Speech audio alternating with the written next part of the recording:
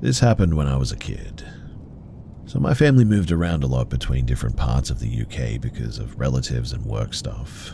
So I spent chunks of my childhood in many different places. One thing that stayed consistent though was my dad's weird hobby of dragging me out to look at old ruins. Not the famous tourist places either. He liked finding random, mostly forgotten structures that were barely maintained. When I was about 11, we were living in southern Wales, near the border with England. My dad had gotten into this habit of looking up obscure historical sites online and then driving out to them on weekends. He called it rune hunting. Most of the time it meant driving an hour just to look at a crumbling stone structure in the middle of farmland. One Saturday, he told me that he'd found an old fortress ruin somewhere pretty rural. It wasn't on any official tour list, which is exactly why he wanted to go and see it. According to what he read, the place dated back to the late 1400s and had been abandoned for centuries.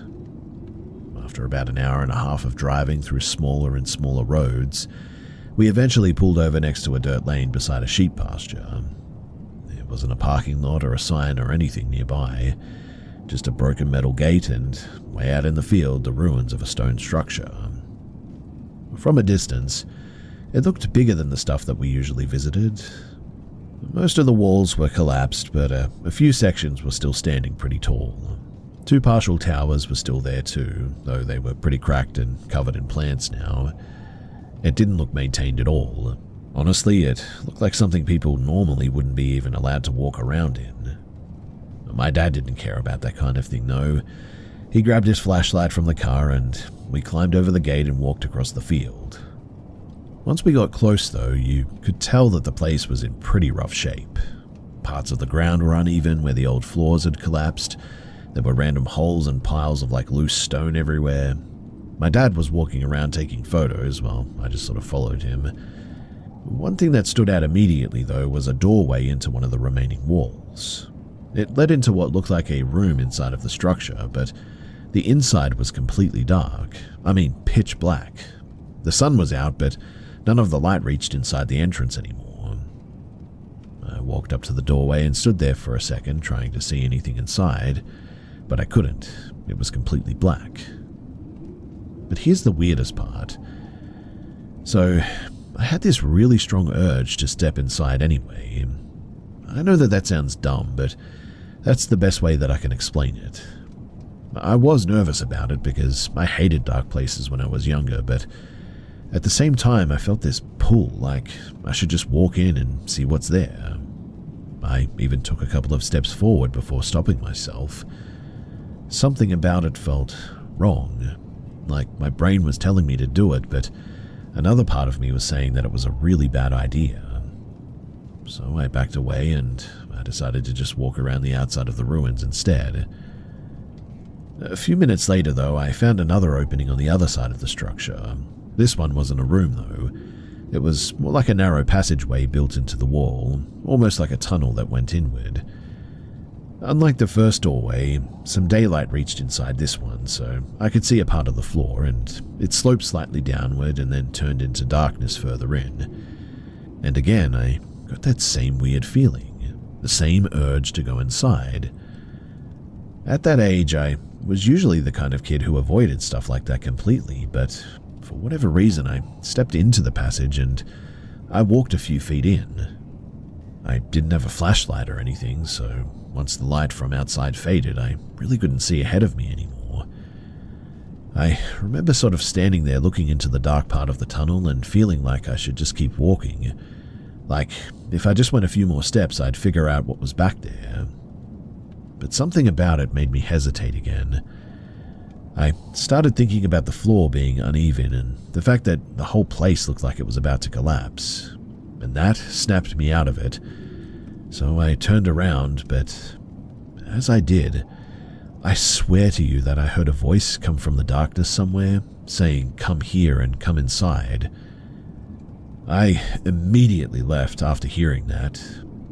After that too, I found my dad and I told him about the tunnel thing that I'd seen and the voice that I'd heard. He was curious, so he went over with his flashlight to check it out. I stayed outside while he walked inside this time. From where I was standing, I could see the beam from his flashlight moving around the walls.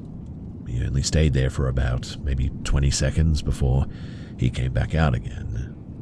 And that surprised me too, because normally he'd explore every corner of these places, so I asked what was in there, and he said that right where the dark section started, the floor apparently dropped into a really steep and deep pit.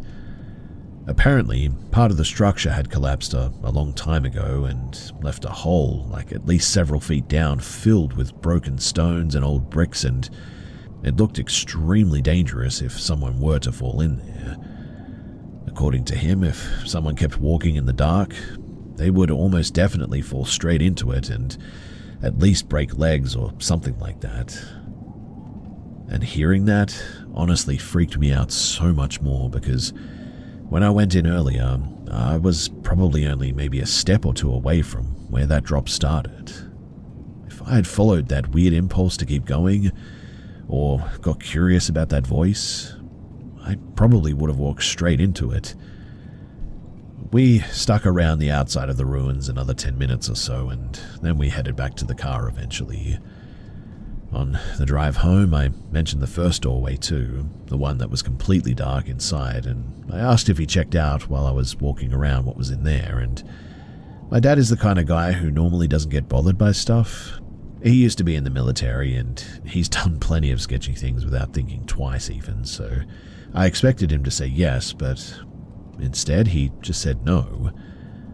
I asked why not, and he kind of shrugged and said the room felt unstable and he didn't like the look of it. He said the floor inside might have been collapsed and he didn't want to risk it, even with the flashlight. That response actually surprised me a lot. I'd seen him climb out onto our roof with no safety gear just to fix a chimney before, so hearing him say that he didn't want to step into a room that felt unusual was really weird. Anyway, we left and, well, that was that. But the reason I still think about that place is the feeling that I had when I stood in those entrances. I mean, I've been in plenty of old buildings before and ruins since then, and I've never had that same weird pull to walk into a dark area like that ever again. Also, I haven't heard any voices ever again, too. I've tried a few times over the years to figure out exactly which ruin that was, too, mostly out of curiosity, and I asked my dad about it recently, and he remembers the trip, but not the name of the place, and he thinks it might have been somewhere near the Wye Valley, but he isn't 100% sure. He also said that he might still have some photos from that day on an old hard drive somewhere, so if he ever finds them, I might finally figure out where it was, and I'll also probably upload them here as well. But yeah, that's the story, and I still don't have an explanation for really any of it. And it's still definitely weird to think just how close I might have been to stepping straight into that hole without even realizing it.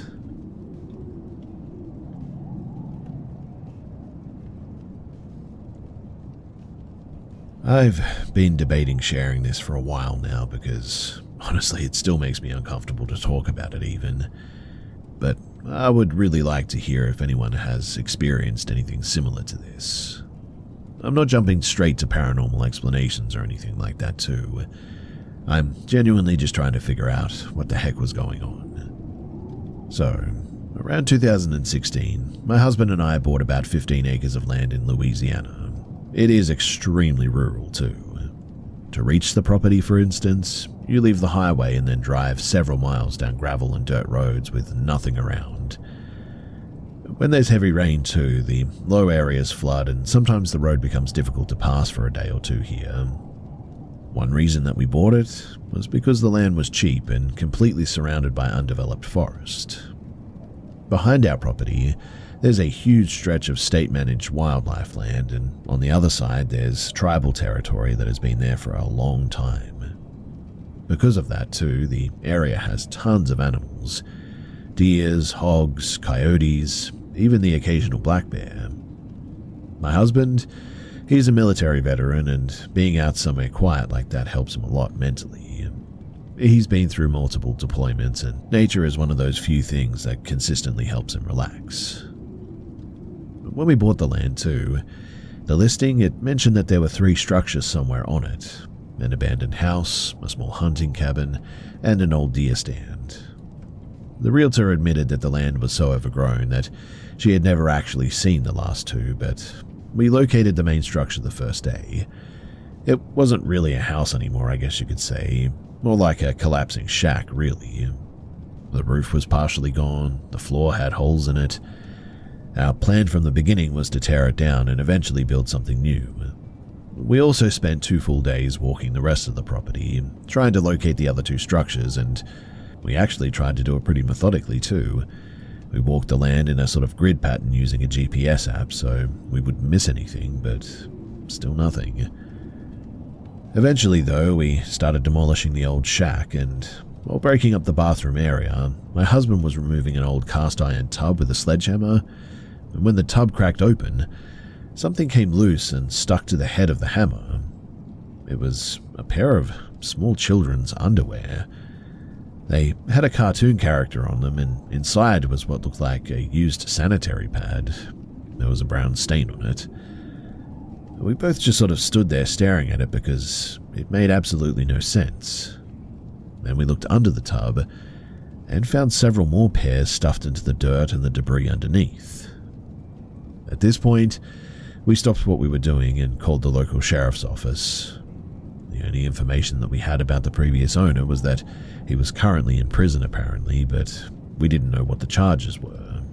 But we thought that maybe this could be evidence of something serious. The sheriff's office took down our information over the phone, but nobody ever came out to collect anything. We ended up taking pictures of the items and then burning them because we didn't really know what else to do with it. After that day though, things started feeling strange around the property. Not dramatic stuff, but just a constant sense that someone might be nearby, even when there was nobody around. If you've ever had that feeling when you're walking alone at night and suddenly feel like you're being watched, it was basically that. I'd mostly notice it after dark as well. A couple of months later, we hired a logging crew to clear about 1 acre of trees so that we could install a well and some solar panels and whatnot. When the equipment finished clearing the area, something appeared that we hadn't seen before. It was the small cabin. It was sitting only about 60 feet behind the original shack that we had demolished. But that made no sense whatsoever because, we had searched that exact area multiple times. The underbrush must have just been so thick, though, that it was completely hidden. That's the only way that we could explain it. The cabin itself was in decent shape, and when we opened it, we found a loft bed, an old wood stove, and several plastic storage bins. Inside of the bins were hundreds of letters written by the previous owner to his wife while he was in prison or something. Reading through them gave us a pretty clear idea of why he was locked up. The letters, they described different kinds of abuse within his own family. We contacted the authorities again about the letters, but they said that they weren't interested in collecting them. So we sealed the bins back up and we just left them in the cabin. For the next year, nothing really major happened too. Occasionally I would get that uneasy feeling at night, but we figured it was just because the place was isolated. But then, one summer evening, something happened that really still bothers me. So my daughter came inside the house and asked me why I had gone up to the cabin earlier and left a candle burning. I told her that I hadn't been anywhere near the cabin that day, and she insisted that she saw a light flickering through the window while she was outside with the dogs or something. That immediately made me nervous because we almost never go inside that building. So I quickly went outside and looked toward it. And there was definitely a candle burning in the window. I woke up my husband and I told him that someone might be inside. He grabbed a flashlight and one of the dogs and went to check it out while I stayed near the phone. He was gone about a half an hour. When he came back, he said that the cabin was empty. No footprints, no vehicles nearby, nothing disrupted except for a single oil candle burning on a shelf, which he confirmed was there. Our dogs, well, they usually run ahead when exploring, but he said that they acted strangely, that they stayed behind him the entire time when he was there. We never figured out how that candle got lit, or how it even got there to begin with. But after that, we still lived there for several years, and most of the time things were pretty normal. Occasionally we would hear noises outside at night, but with that much wildlife around, it's hard to know what's actually making them. During that time too, we also dealt with several family losses, which made those years kind of blur together, I guess. Last year though, we finally upgraded our living situation and we brought in a newer mobile home to replace the old one. And almost immediately after moving into it, I started noticing small things again. At night in the kitchen, I would hear sounds like one of our cats jumping off their tower behind me. Every time that I turned around though, there was no one there and no animals or cats or anything. My daughter, who is 18 and usually pretty calm, started saying that she felt uneasy sleeping in her room and began keeping the dogs in there at night too. Then, a few weeks ago, something else strange happened. So, I had bought some decorative battery-powered candles at one stage. They're the kind that turn on with a small switch, and randomly, one would turn on by itself. At first, I assumed it was a loose switch or maybe defective electronics or something. But after buying a completely different brand, the same thing kept happening. One candle at a time would suddenly turn on when nobody touched it. But the weirdest moment, that happened a few nights ago. So I was laying in bed listening to an audiobook while doing a puzzle on my phone. My husband had already fallen asleep next to me, and at some point I felt pretty uneasy and sort of looked over. His arm was raised slightly in the air while he was asleep, like he was reaching upward. And right above his hand was one of those candles, and it had turned on. I grabbed my phone and took a photo because the whole scene looked just so strange, but the moment that the picture snapped, his arm dropped back down and the candle slowly sort of fizzled out. I honestly don't know what to make of any of this, which is part of the reason why I'm here. Maybe there are some normal explanations for everything that we've experienced, but living out there has definitely had moments where things just didn't make a lot of sense. At this point, we just sort of keep the doors locked at night, keep the lights around the property on, and we try not to overthink every little sound, but I just can't get over it, and so if you guys have any idea as to what I can do about any of this, if you have any ideas as to whether this is paranormal or something else, please do let me know because I'm a bit lost in all of this.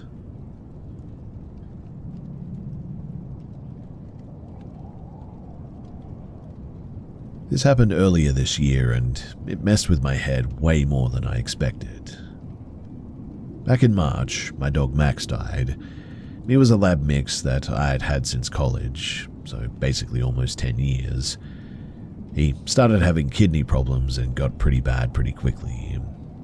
One night he could barely stand and I ended up taking him to an emergency vet clinic. It was around 1 a.m, I think.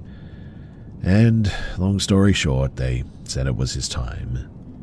I stayed with him while they put him down and then drove home with his collar in my pocket, with the house feeling completely different. Anyone who's lost a pet probably knows what I mean by this. For the first couple of weeks, I kept catching myself doing stupid things too, like stepping over the spot where his bed used to be or thinking that I heard him walking around. My brain was still on autopilot, I think. Anyway, the weird part started happening about maybe 2 weeks later. So one night I was sitting in the living room around midnight watching YouTube with my headphones on. I paused the video and right when the room went quiet, I heard a dog whimper. Not a bark and not a howl, just a sort of whining sound like a dog trying to get somebody's attention. It came from the hallway. My first thought was honestly that I left the video playing somewhere, or maybe it came from outside or something. I walked through the apartment checking everything, bathroom, kitchen, my bedroom, even the closet where Max used to sleep sometimes, but nothing. I even opened the front door and stepped out into the hallway of the building, thinking that maybe someone on another floor had a dog or something, but it was dead quiet. I kind of shrugged it off because losing him had been rough enough, and I figured that my brain was just filling in sounds that it was used to hearing or something. But unfortunately, it didn't stop there. So a few nights later, I was in bed scrolling on my phone at around 12:30, and I heard the exact same thing again. Same kind of drawn-out little cry. It wasn't loud, but it was clear enough that I sat up immediately. This time I went straight to the front window, thinking that maybe a stray dog was outside. But my building faces a small parking lot and a fenced construction area across the street at the moment. But there were no dogs, no people, nothing moving. After that, though, it happened maybe 4 or 5 more times over the next couple of weeks. Always late, always when everything else was quiet, and every single time it sounded really similar to the noise Max used to make when he wanted to go out at night. I never told anyone because, it sounds ridiculous even to me. I figured that it had something to do with normal, pipes in the building, or maybe some sort of weird echo from the alley outside or something in the end. But then something happened that made it way harder to ignore, and also made me think that it wasn't him. So I live with one roommate, a guy named Derek, and one night we were both home, but in our separate rooms, and it was probably around 1 a.m. again. I was at my desk when I heard that sort of whimper again from the hallway. But before I even had time to react, I also heard my name being called. Then Derek opened his door and said pretty loudly, "Do you hear someone in here?" I walked out and I asked what he meant. He said that he thought that he heard a dog and that it was crying, and a voice somewhere in the apartment, and asked if I had brought someone's dog inside without telling him. He even mimicked the exact kind of whine that he heard, and it was the same sound that I'd been hearing for weeks now. So at that point, I finally told him what had been going on. We both did a full check of the place. We even went down the stairwell this time and outside around the building, thinking that maybe a dog was stuck somewhere nearby or something. But there was nothing. But then, as we came back into the apartment, both of our doors to our rooms slammed at the same time, and then we heard what sounded like scratching coming from the back sides of both doors at the same time. We left the apartment immediately, and we contacted the police in the end, thinking that somebody may have broken in or something.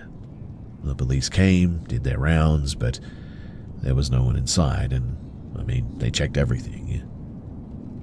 The strangest part, though, is that after that night, it just completely stopped. We haven't heard anything since then. A couple of weeks later, Derek mentioned something that might explain it too. There's a small storm drain behind the building that connects to a big concrete runoff tunnel under the road, and apparently animals get trapped down there sometimes, and the sound can echo through the drainage pipes. If a dog or even a coyote got down there, it might at least explain why the sound carried into the building late at night. Well, that's what he said anyway. And look, I guess that's a plausible explanation for the sound at least, but the fact that both of those doors slammed at the same time like that, and the scratching sound, man, if I had to put my finger on it, that whole thing seemed like demonic or something. Still though, hearing that exact sound over and over right after losing Max, and then having someone else finally hear it too, it really got to me in a way that few things do. I think that I'm mostly over it now, but for a few weeks there I definitely wasn't sleeping great, and every time the apartment got quiet at night again, I kept expecting to hear that same whining again, but I never did.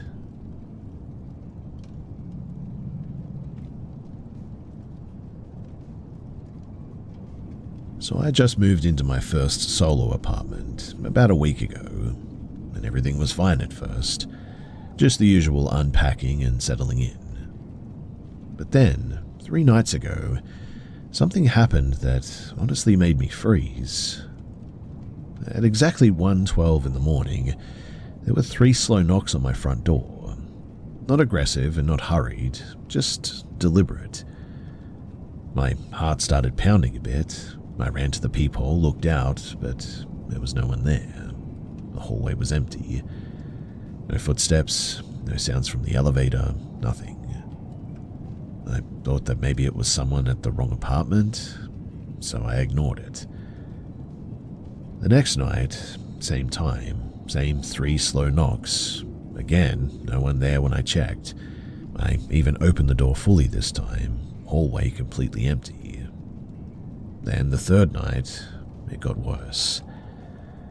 Same time and same knocks, but this time after the 3rd knock, I heard a voice coming from just beyond the door, and I swear to you that it was my own voice, clear, calm, saying, "Open up." I froze. I don't know how that's even possible. I was in the apartment. Nobody else could have been there, and I ran to check the peephole again, but again, the hallway was empty. I even called my neighbor in the next unit to see if they had seen someone, but they hadn't. The knocks, they haven't stopped too. Every night at exactly 1:12 in the morning, 3 slow, polite knocks. Every night, the voices come after. Sometimes like mine, and sometimes like a whisper that I don't recognize, but always saying the same thing. I've started keeping my phone on me and recording, but so far there's nothing on playback. It's like it only exists in the moment that I hear it. It doesn't sound random. It's definitely intentional, calm and patient. Like whoever or whatever is doing it knows exactly what they're doing. I've tried leaving the door open a crack during the night, thinking that maybe it's some prank or something harmless. The knocks certainly stop, but then the whispers start from inside of the apartment, coming from nowhere that I can really locate. I've sat in my living room for hours listening, in fact, and it doesn't sound like it's moving toward me. It just sort of exists. I haven't told anyone in real life yet. I don't want to sound insane, and I keep telling myself that it's just stress or sleep deprivation, maybe even some kind of auditory hallucination or something. But the timing is so precise every time, and I've even set alarms and timers now. I've been awake for 1:12 in the morning intentionally, and the knocks happen on time, every time. I'm honestly starting to consider moving, or at least getting some sort of security camera in the hallway. But I'm scared that whatever it is might see that and actually escalate. Has anyone ever had something like this happen to them? 3 slow knocks every night, exact time, and then hearing a voice that you know is yours telling you to open the door. I really don't know how much longer I can handle this.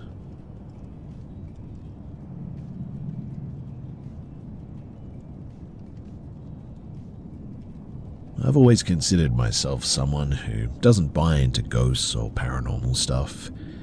I mean, I have had some weird experiences over the years for sure, but I usually chalk them up to just overthinking. Except for one night. That one still gives me goosebumps whenever I think about it, and I had completely forgotten about it for years, until recently. So, a few years back, I was babysitting for my cousin Leah, and she had 2 daughters at the time, Maya and Lila. They were 7 and 4 respectively. Lila was one of those kids who was either crying or screaming from the moment that the parents left. Nothing calmed her down either. Maya was calmer mostly, but she had a little bit of a streak of mischief for sure. The house that we were in was new, just built, but something about it always felt off. Not in a sort of haunted house obvious way, but there was this sort of weight to it, I guess. Like the rooms were really quiet and just really empty. Weird creaks, shadows that didn't match up with anything from time to time, and a general stillness that made me uneasy. The bedrooms were weirdly arranged too. Maya was on the second floor, Lila had a small room tucked into the attic, and the parents' room was right across the hall from Maya's. Now, normally I check the girls every hour or two, but that night was different. I went to check on Maya first, and she was asleep, nothing unusual. Then I went up to Lila's room. There was a chair on top of her bed, and she was asleep under it. I thought, okay, kids do some strange stuff, and so I removed it, went back downstairs, and she didn't wake up. Now, 10 minutes later, I went back to check, and the chair was on the bed again. I moved it and went back downstairs again, thinking that, oh, maybe she must have woken up and put it back there or something. Last round of the night, though, same thing, the chair on the bed again. At this point, I was a bit tense, starting to feel really wrong about this house. I decided to take the chair downstairs with me, so it wouldn't keep happening. Halfway down the stairs, though, my neck hairs just stood up instantly. I stopped. The parents' bedroom door was slightly open, just a crack. I froze, though, because I swear to you that I felt eyes on me. Someone or something was watching me, and I couldn't see anything but just dark shapes behind the door. And then the door slammed shut so hard that it literally rattled the frame and the entire house. The oldest, Maya, came out of her room at the same time. She looked at me calm but wide-eyed, like she already knew something that I didn't. I asked her if she had opened the door, but she shook her head. She said quietly, "Don't look in there. It's better if we stay downstairs." At that point, I wasn't about to argue too. My stomach dropped, my hands were shaking, and for the first time in my life, I genuinely felt unsafe in a house full of people. When Leah got home later, I tried to explain what had happened. She just sort of smiled faintly though and said, "Yeah, I know, just let it go. Nothing you can do about it anyway." She acted like it was normal, like she'd been through it herself or something. And something about that freaked me out even more. After that night, though, I never babysat there again. I asked Leah about it years later, hoping that she'd give me an explanation, but she just repeated the same line, "Just let it go." What haunts me about this, too, isn't the chair on the bed or the slamming of the door or anything. It's always been the weight in the house and that feeling that something was aware of me there, and that the kids seemed to know more than even I did. Maya's calm reaction told me that she'd seen or felt the same thing before for sure, but she wasn't scared and had just sort of accepted it. Even now, thinking about that night, I get chills. I don't know what was in that house. I don't know if it's still there or not, but I know whatever it was, it didn't need to make noise or move objects to make its presence known. It just existed, and I am absolutely sure that it was watching.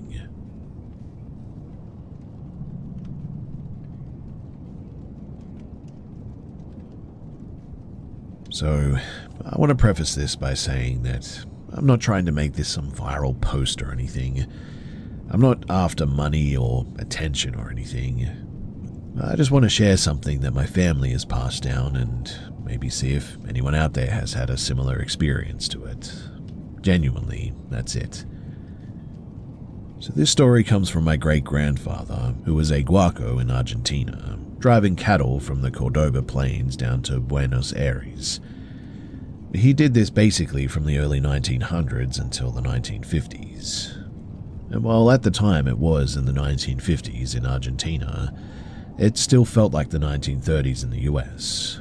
No real roads, no electricity everywhere, very rural, and people were largely isolated. But he knew the land like the back of his hand back then. Every tree, hill, creek, every sound.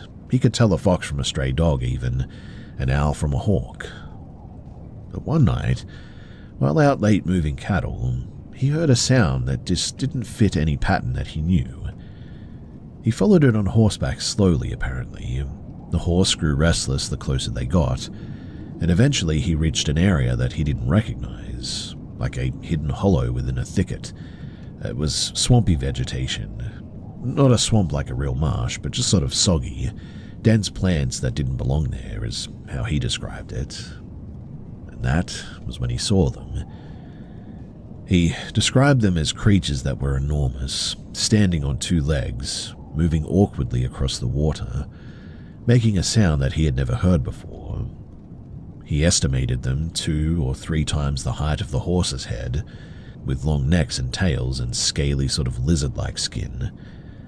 His horse refused to step any closer, and he swore that he could see their eyes reflecting in the moonlight.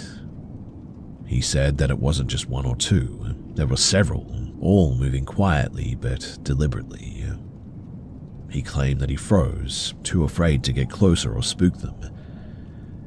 After a while, he decided to retreat back to the cattle and wait until morning, and the next day he went back to the same spot, and the entire area looked completely normal. No swamp, no strange plants, no creatures. He checked for hours as well, but nothing. It was as if the place just vanished overnight. But here's the part that makes it stick with me the most. My grandfather was not someone to exaggerate.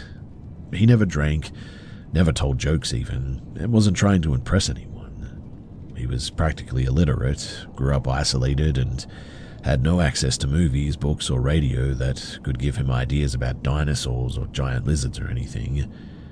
Yet, he told this story for decades, until he passed away. Everyone who heard it thought that he was making it up, but he always swore in his life that it was real. Some things I've thought about over the years too is, was it a glimpse of something from the past? Like a window showing animals that had long disappeared? Was it some kind of a hallucination caused by the isolation or something like that? Maybe the exhaustion, or maybe he ate something wrong? Or was it a species unknown to science, something that managed to survive hidden in that environment for a long time? I've never heard another story like this from anyone in the family, or anyone else from the area even. But it's always intrigued me. He described the creatures with such precision and calm, almost like he was trying to report it scientifically rather than freak out. I'd love to hear if anyone else out there has had anything similar happen, or if they've heard of anything like this, like seeing animals or creatures that shouldn't exist in our time or place, or a vision of prehistoric-type creatures or something. I can answer some questions if anyone wants more details about the location, what he described, or his routine even. But just again to reiterate, this is 100% what my great-grandfather claimed to have experienced, and it's been passed down through my family, eventually making it to me.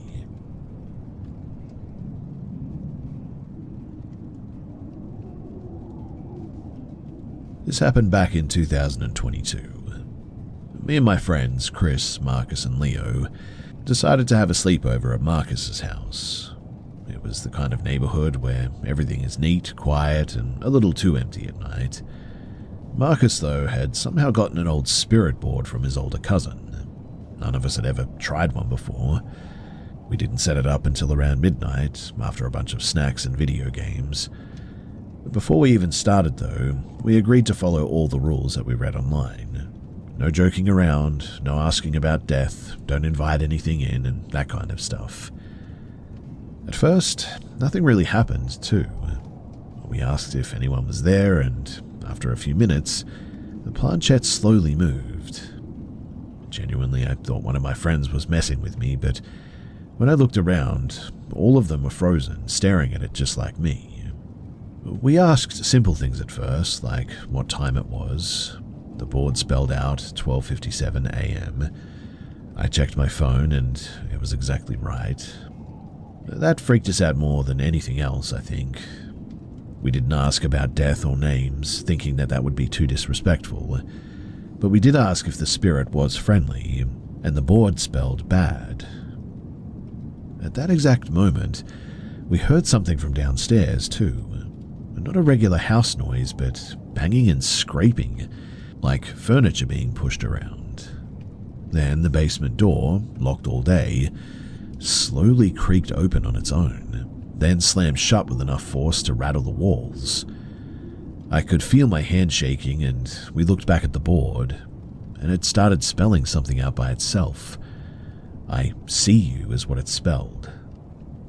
Then there was a deafening bang from downstairs, and that was it. We all jumped up and agreed to end the session immediately. I called my mum to pick me up, and the others went to sleep at a different friend's house for the night. I was too shaken to do anything but go straight to my bed once I got home. Around 3:40 in the morning, I woke up though to a faint whisper. It sounded like my voice repeating the words that we saw earlier, I see you. I woke up with my heart dropping, and I looked toward my window, and I swear to you that there was a shadow figure, tall and featureless, standing just outside staring at me. My bed was directly across from the window, and I froze for a second, then bolted out of the room screaming for my parents. They came in and checked, but the figure was gone. They asked me to explain what had happened, and when I told them about the board, they were furious that we'd even touched it. They called in a priest to bless both me and the house. My friends' families did the same thing for their kids' houses, just to be safe, and I'm 18 now, and I still remember that night clearly. I don't know if it was real, some kind of shared hallucination, or something else entirely, but I never want to touch a spirit board ever again, and I avoid anything paranormal completely now. That night, it left me feeling like I saw something that I really wasn't supposed to, and I've never felt completely normal in a quiet, dark house since then.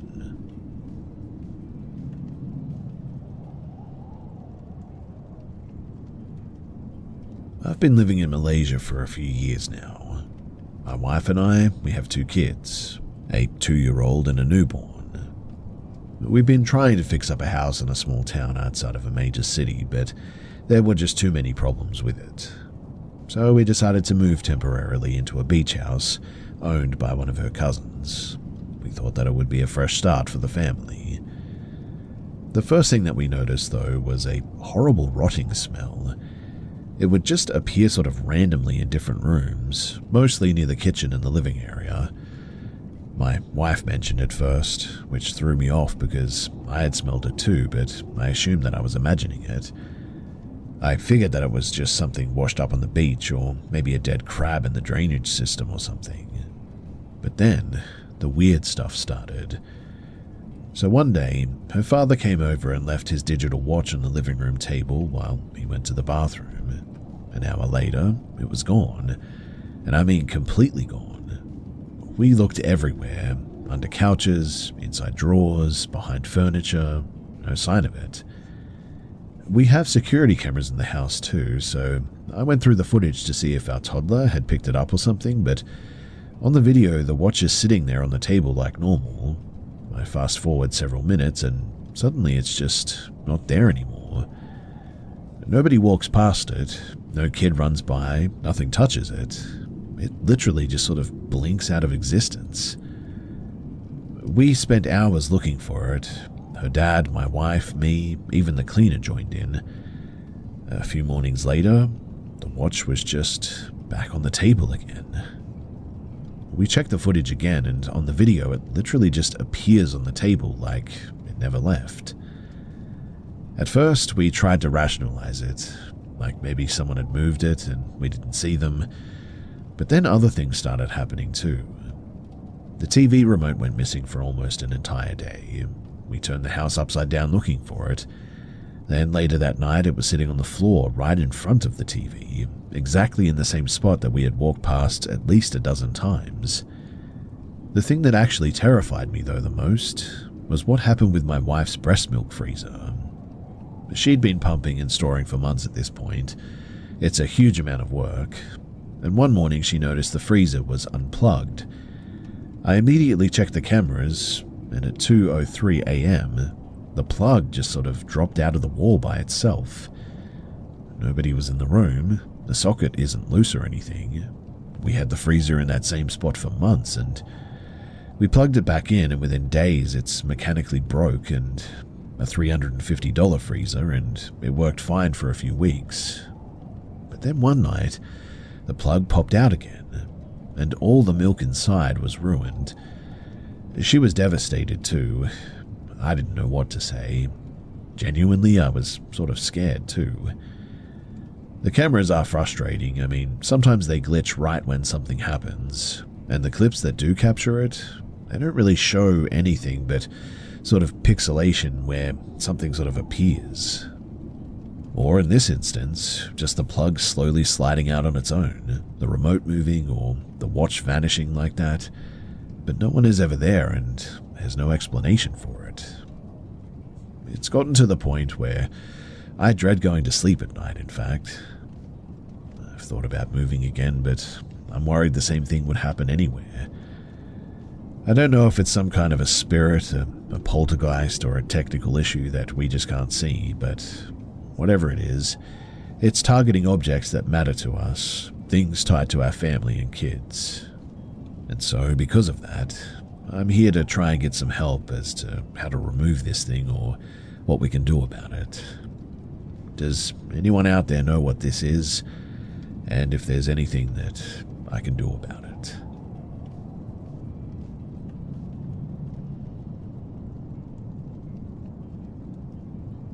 Growing up in our house in northern Oregon, it always felt off. It wasn't old or anything. It was built in the late 80s on land that my dad's side owned. It was surrounded by wheat fields, a few farmhouses scattered around here and there, and dense patches of trees along the edges. You'd think a quiet place like that would feel peaceful too, but it just never really did. My older brother, Mason, would often talk about hearing footsteps in the kitchen at night. He'd get up and no one was ever there. Sometimes he'd wake up in the middle of the night to find the bathroom door open too, even though he remembered locking it even. My little brother Eli, he used to say that he saw figures in the windows, people in masks or ancient clothes that he'd insist on, and he was barely 5 at the time. I always had this really weird feeling that someone or something was constantly watching me, but I really didn't know what to do with that feeling. Now, I was 14 at the time, and one Friday night, my friend Olivia came over. Mason was staying at his mother's house, and Eli was asleep in his room.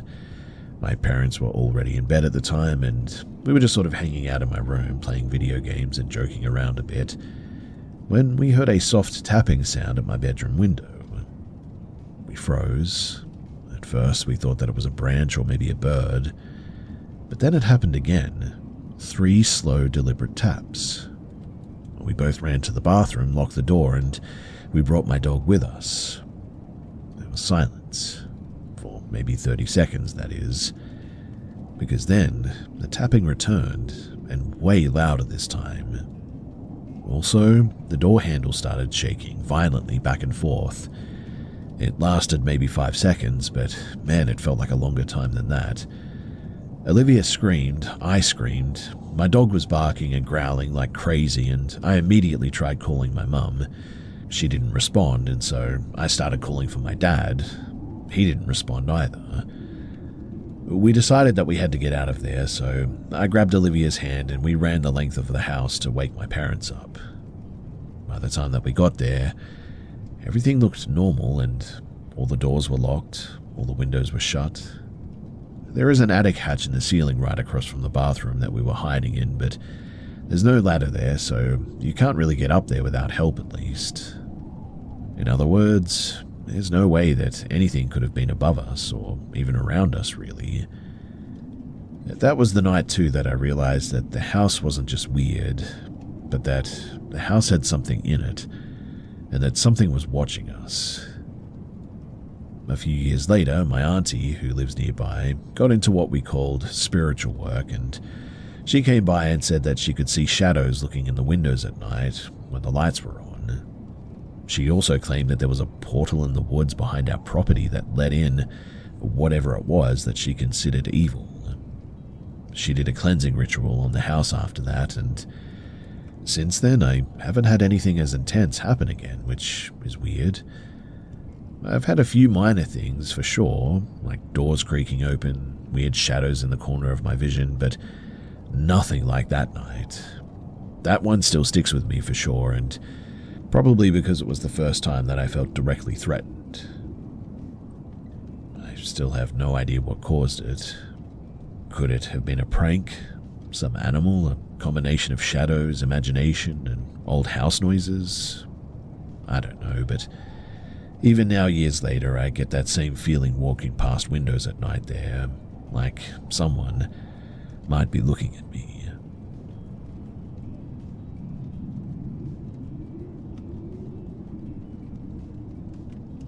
This happened when I was in 6th grade, so I must have been around 11 years old. My friends Liam and Zoe and I, we were walking home from school one late afternoon in early October. We were taking a shortcut through a part of town that we didn't usually go to, a small park by a patch of woods that no one really went into. As we were crossing the park, though, we saw a bunch of older kids sprinting out of the trees behind it. At first, we thought that maybe they were just messing around, but when we looked closer, it seemed like they were running from something inside of the woods, not the park itself. Dumb as we were, we decided to go and check it out. None of us had ever gone in there before, and so we thought that it would be fun. We must have gone about a half a mile into the woods before things started feeling a bit off. The sun was setting, and shadows were stretching weirdly between the trees, and eventually we came across an old concrete bridge over a dry creek bed. Older kids used to hang out there all the time and do whatever teenagers do, but no one had been down there for years because people said that squatters had moved in. Underneath the bridge, we noticed 3 large symbols scratched into the concrete. They looked like some kind of star circles, like something out of a horror movie, but the air just suddenly felt heavier all of a sudden. That's when I got this weird pressure in my chest. Liam and Zoe looked the same way, pale and sort of stiff, and so we decided to leave, but the second that we turned around, there was a large thump against the side of the bridge. We all jumped, but there was nothing there. No animals and no wind, just empty shadows. We ran for a while, and I kept thinking that I knew the way out, but the trees started looking all the same, and every turn just brought us back to the bridge, and it was like the woods had rearranged themselves. By now it was dark, around 9:30. Our phones were dead, and we didn't have any cell signal either. Panic was starting to set in, and then we heard it, branches snapping behind us. Not distant too, but like someone or something moving quickly, chasing us. That's when we realized that Zoe wasn't with us anymore. We called for her, but our voices barely carried. Then, from deeper in the woods, we heard a scream cut through the air. It was Zoe. We sprinted toward the sound and found her behind a thick tree lying on the ground. She was unconscious. When she woke up, she couldn't talk. She just sort of curled into a ball, shaking so violently that it was hard to even grab her to get her up. Liam had his arm around her as we slowly moved through the woods, trying to get out. Then I heard it, a low, quiet voice right behind us saying, "Leave." I froze, and so did the others. Then we sort of stood there for a bit with nothing else happening. Eventually we kept walking, and then came the noises. Branches just snapping all around us, just out of the corner of our eyes. I also glanced behind a tree at one point, and I swear that I saw something. A tall figure, at least 7 feet, completely black, peering around the tree at us. It wasn't moving like a person. It was sort of sticking its head out and watching us. Upon seeing that, we ran, not looking back. Zoe kept crying, repeating, "Not again, not again," over and over. We didn't stop until we finally saw the park. We sprinted out of the woods, past the grass, and when I turned to look back, there was definitely something standing at the tree line, but it was hard to make out what it was. Then, all of a sudden, as I was watching, it just disappeared. We didn't speak about that night for years, too. Zoe, she allegedly still has nightmares about it, and none of us have ever gone there again near that park or those woods again. I'm 23 now, and I hate thinking about it. Whatever we saw that night, I know that it wasn't human, and it's something that none of us will ever forget.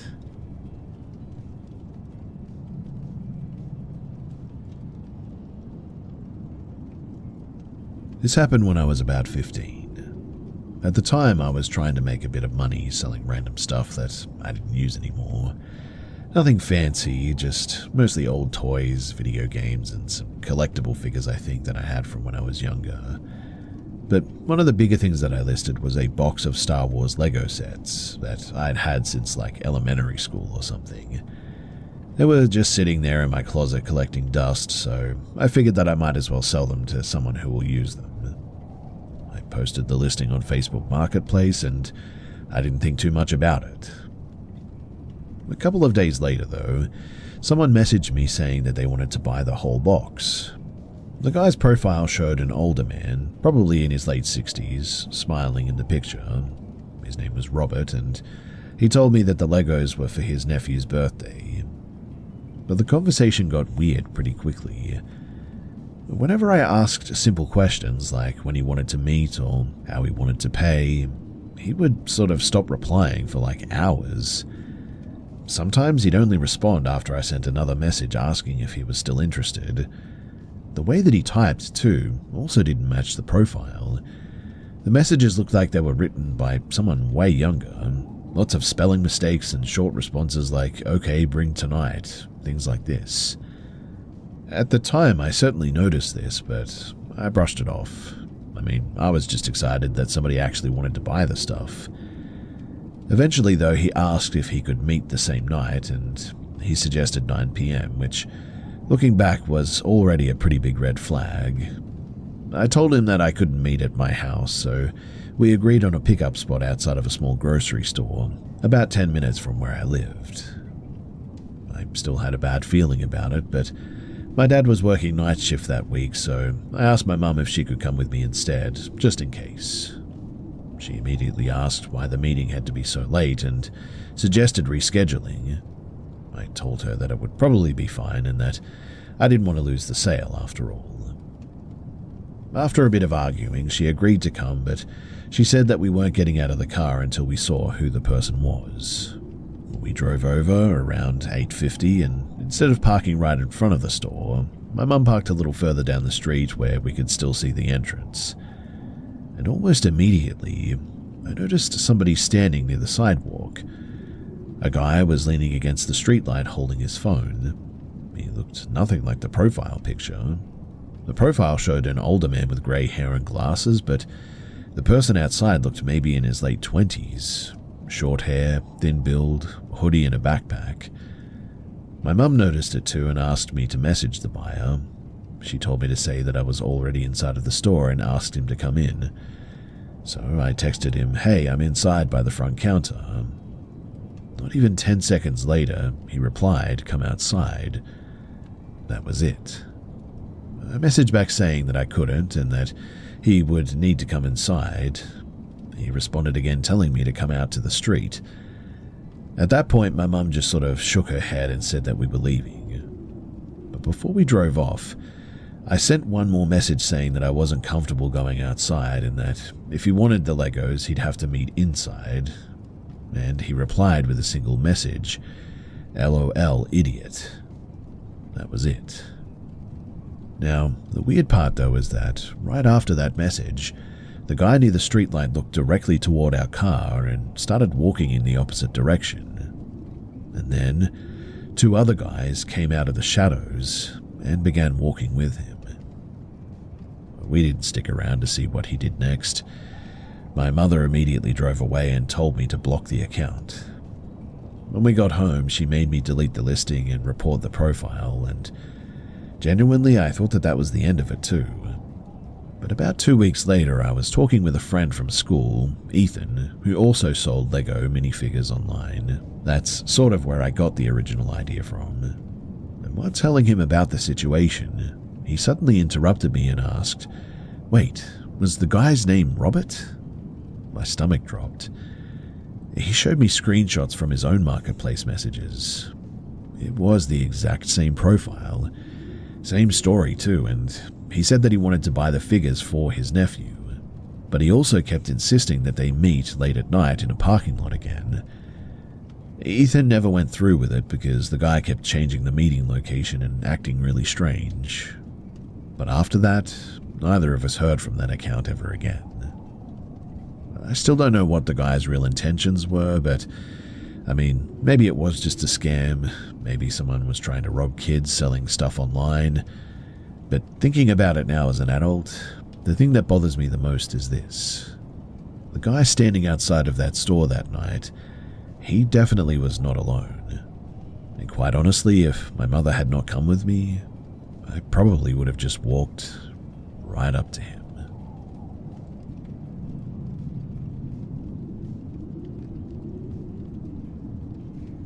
This happened in 2020. At the time, I was living just outside of Phoenix, Arizona, and I had stopped by my boyfriend Aaron's office one afternoon to pick him up so that we could grab some food together after he finished work. His office was in one of those small commercial strips where there's like 5 or 6 businesses sharing the same parking lot. Nothing fancy, and when I pulled in, I noticed a guy standing near the side of the building. He looked maybe mid-20s, skinny, wearing a dark hoodie, even though it was pretty hot out. He had a small backpack and was messing around with a skateboard. What stood out to me wasn't really what he was doing. It was how he looked at us when we got out of the car.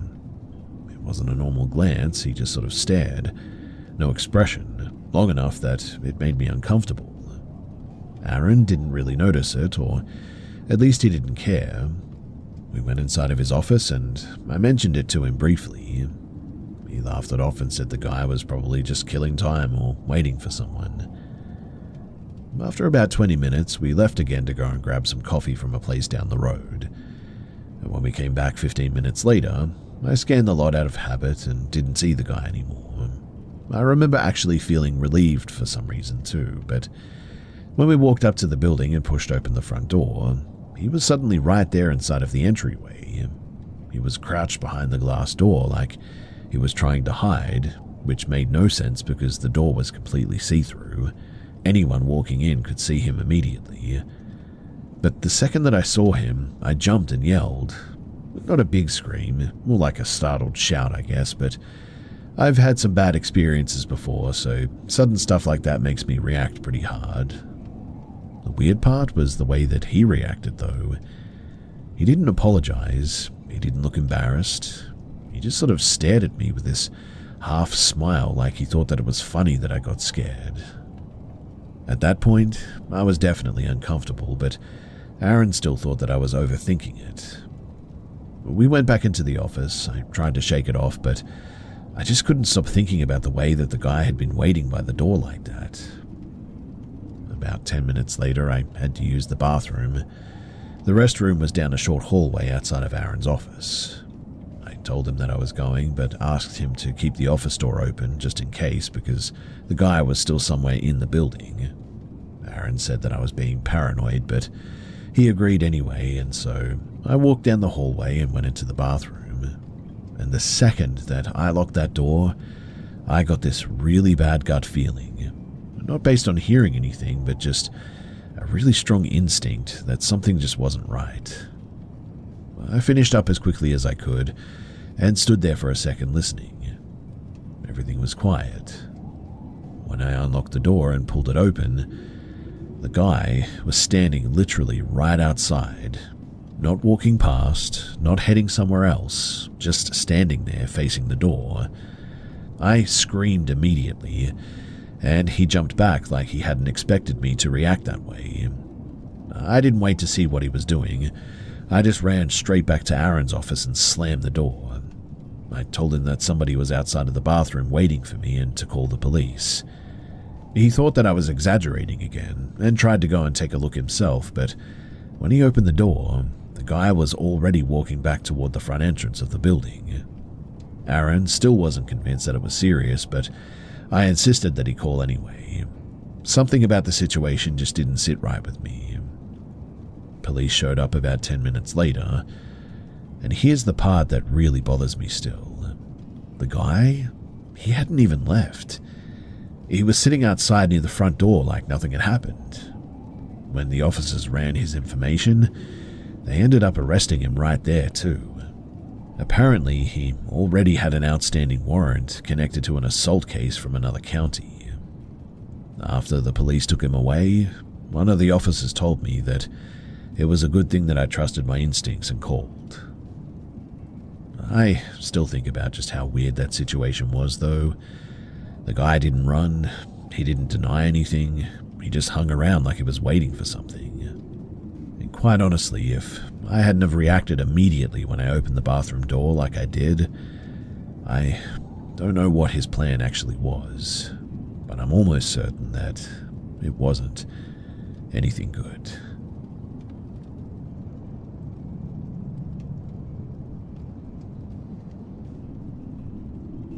So I know it might sound like I'm connecting dots that don't belong together, but the timing of everything has been weird enough that I just cannot ignore it anymore. So I'm 28 now and I work full-time at a state university in the Midwest. I also happen to be finishing my master's degree at the same school, so most days I'm basically on campus from early morning until late evening at least. I live about 15 minutes away in a ground floor apartment, in a pretty normal complex. Nothing fancy, but it's quiet and mostly students or older tenants. Now, things started getting strange around late summer last year. So, the first thing that I heard about actually happened when I wasn't even home. My neighbor across the hallway, an older woman named Diana, stopped me one morning while I was getting my mail. She asked if I had ordered food delivery late the night before, and I told her no, because apparently at around 12:30 in the morning, some guy had been standing outside of my door knocking for a really long time. She said that it went on for close to an hour, in fact, and eventually she opened her door slightly and asked what he was doing. He told her that he was a delivery driver stopping to drop off some food, but according to her, he didn't have any bags or anything with him, and he also apparently tried turning my doorknob several times before leaving. At the same time, I just sort of assumed that someone had the wrong address, but over the next couple of months, I started noticing other things too. On 3 separate nights, I woke up to something or someone tapping against my bedroom window. My apartment faces the parking lot, and my blinds are always shut at night, so I couldn't see anything outside. My dog would wake up barking every time that it happened, though, and so it was pretty annoying, but whenever I checked the window, though, nobody was ever there. Then, in October, something else happened that made the situation way more confusing. One afternoon, a woman showed up to my sliding patio door and started knocking pretty aggressively. I opened the door just enough to talk through the screen, and she immediately accused me of having stolen a device inside of my apartment or something. She claimed her phone tracking app showed that the signal was coming from my unit. I told her that she had the wrong place, but she insisted and eventually called the county sheriff's office. A deputy actually came out and spoke with both of us, and after a few minutes he told me that her app was indeed showing some kind of a signal from my general location, but he couldn't search my apartment without more evidence. The woman stood there in the parking lot for another 10 minutes, staring at my building before eventually she left. I never saw her again after that. By December, I thought the weirdness had stopped, but then one morning I was cleaning out my car and noticed something plugged into the port under the steering wheel. It was a small GPS tracker connected to the OBD port. I had never seen that before, but at first I thought maybe the mechanic had left it in there when I got my oil changed or something, but when I called the shop they told me that they don't use trackers like that and there's no reason to install one. That was when I called the police, and they took the device and wrote a report, but basically told me that there wasn't much that they could do without proof of who put it there. I also reported it to campus police since my car is parked at the university most days. But fast forward to about 2 weeks ago, and right before I went to lunch at work, a guy walked into our office asking about student financial aid. That's not really something that our department handles, but I pointed him toward the correct office on the other side of campus. He was dressed oddly for the weather, though. Hoodie pulled up, sunglasses on, a surgical mask on, and one of those sort of disposable hairnets like you see in food service. His voice was really hard to understand, too, and he kept asking the same question even after I told him where to go. Then he wandered over to our break area and started making coffee using the staff coffee machine like he worked there or something. I left for lunch while he was still standing there, talking to one of the other student employees. When I came back, though, he was gone. But about 5 minutes later, he walked in again and sat in the lobby looking at his phone. He stayed maybe 2 minutes and then left again. At that point, I didn't think too much of it. I mean, universities get some really random people walking in all the time. But 2 days later, something happened that made me uneasy. It was Friday afternoon and most of our student staff had already gone home for the day. I was the only one left at the front desk. Within minutes of the office clearing out, that same guy walked in again wearing the exact same clothes as before. Same hoodie, same mask, and same sunglasses. He barely acknowledged me and said something about bringing bottled water for our coffee machine later, and then he walked out again. That was when I texted my department director and explained what had been happening. He works remotely most days, but he asked someone from the IT department in the building next door to come and sit in the office with me until closing. The IT guy set up his laptop in a nearby office, so it looked like I was alone at the front desk, but about 20 minutes later, the guy came back again. He then leaned over the front counter, trying to start a conversation with me about financial aid for the 4th time that week. And right then, the IT guy walked out of the office behind me and stood next to the desk. The man immediately stopped talking mid-sentence. He mumbled something about needing to go somewhere else, and he left the building within seconds. And he hasn't come back since. But the thing that bothers me is the timing. He only showed up again after everybody had left, and the police still haven't been able to tell me who placed the tracker on my car or how long it had even been there for. Maybe none of this is connected and it's just a bunch of really strange coincidences. But after the last few months, I've started double-checking my doors and covering my windows at night, and parking in different spots around campus too. I'd rather feel a little bit paranoid than ignore something that could actually be a problem later, I suppose. But what do you guys think? I mean, a GPS like this, it doesn't just randomly find itself in your car, right? I'm pretty sure that I'm being followed by someone or some people or something, and what do you guys think that I should do about it?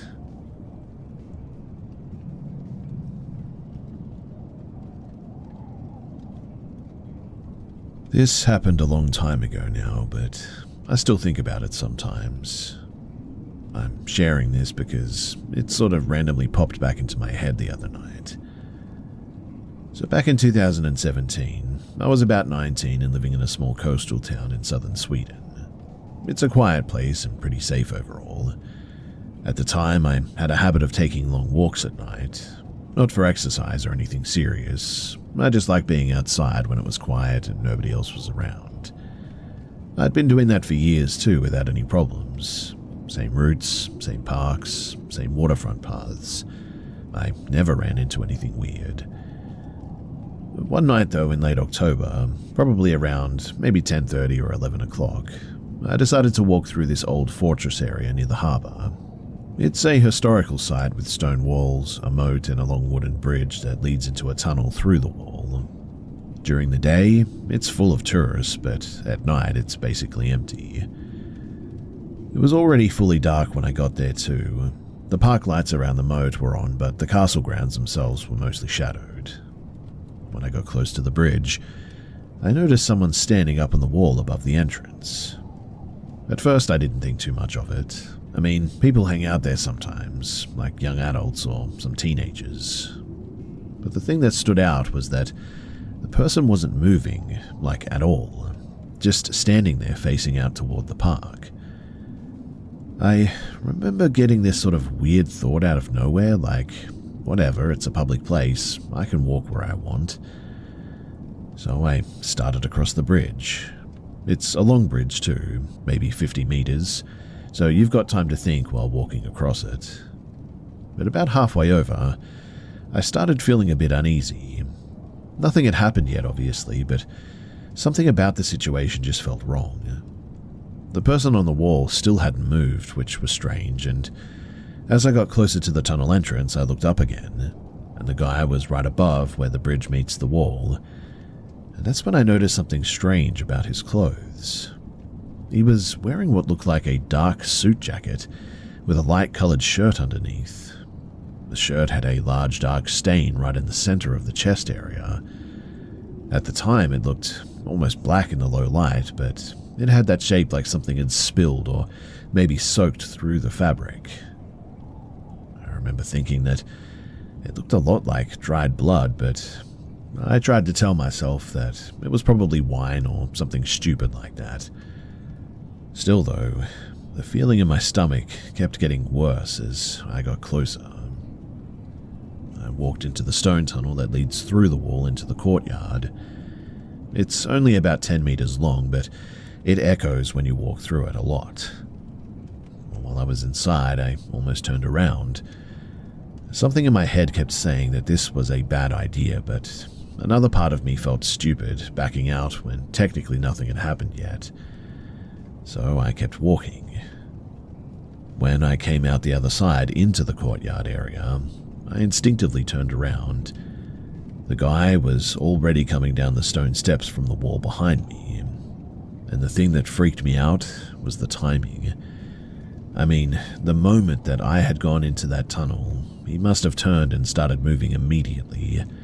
There's no other way that he could have been that close already otherwise. He didn't say anything, just walking straight toward the courtyard.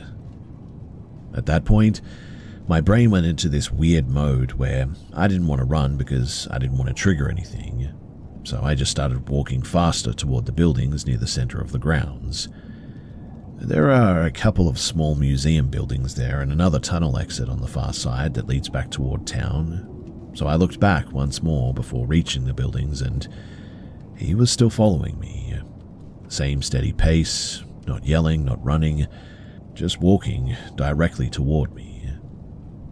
The second that I passed behind the buildings and knew that he couldn't see me for a moment, that was when I ran.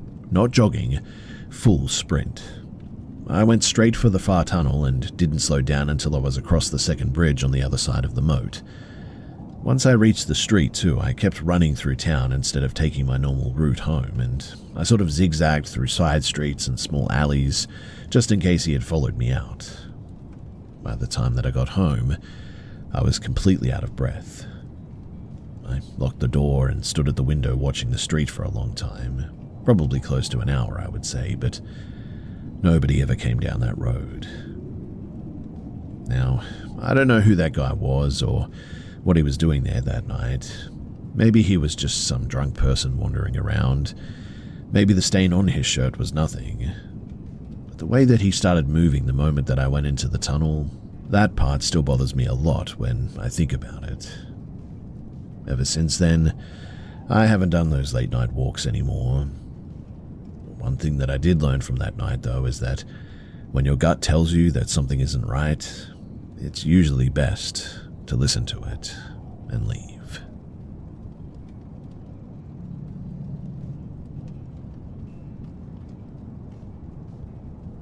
This happened when I was a kid, probably sometime around 2005 or maybe 2006.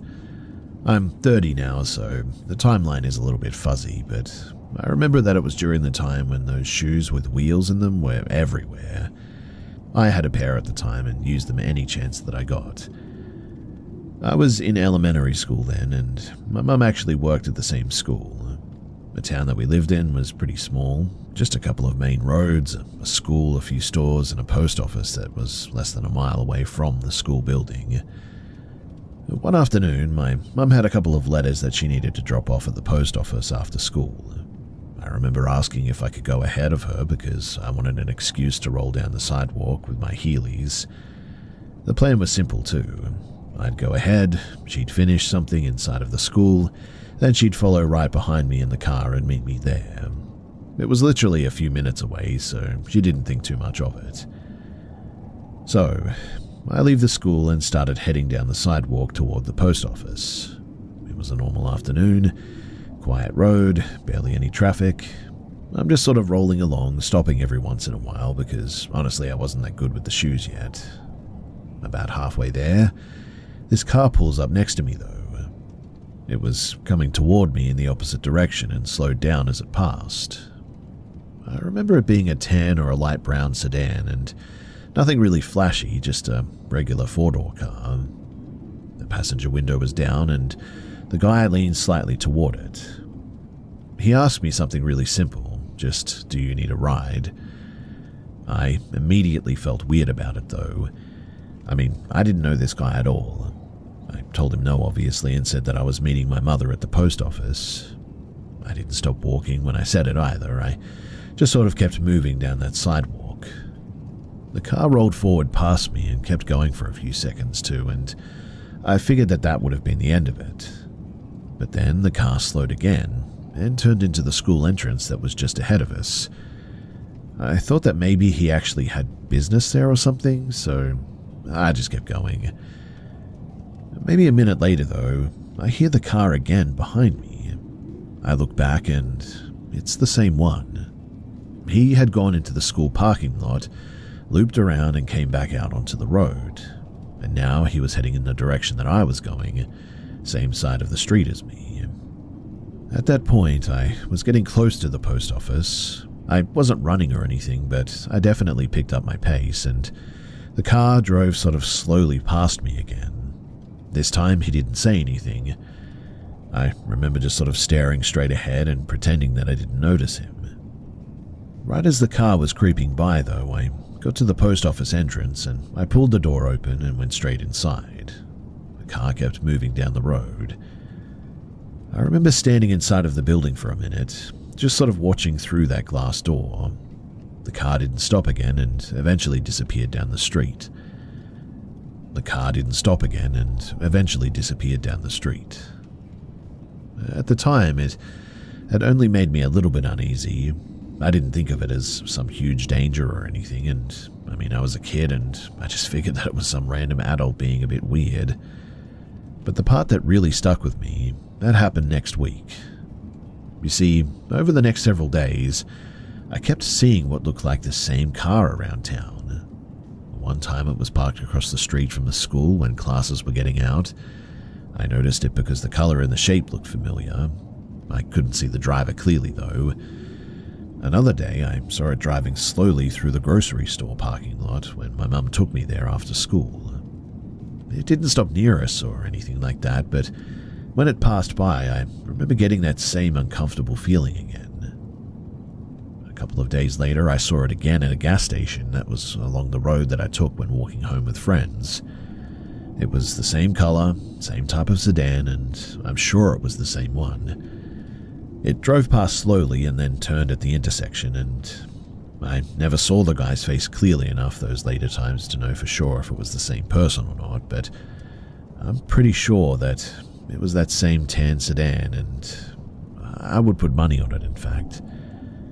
But as a kid, it started getting in my little head, I guess, and every time that I saw a car that looked like that, you pay attention to it, right? So, who knows? Maybe it was just a coincidence, but after maybe a week or so, it stopped happening, and either the car wasn't around anymore, or I just stopped noticing it or something. I didn't tell my mum about the guy asking if I needed a ride, and honestly, I didn't even think that it was worth mentioning at the time. Looking back now, that seems pretty dumb, right? It wasn't until years later when I was older and thinking back on random childhood memories that the situation actually hit me differently. Some random guy pulls up to a kid walking alone, offers a ride and then loops around the area again right afterward, and then the car shows up multiple times in different locations. I don't know. Maybe it was nothing. Maybe he really thought that I was lost or something. But the fact that he turned around and came back, that's the part that really bothers me still. If the timing had been slightly different and I hadn't have reached the post office door right then as well, I sometimes wonder what that second conversation would have been.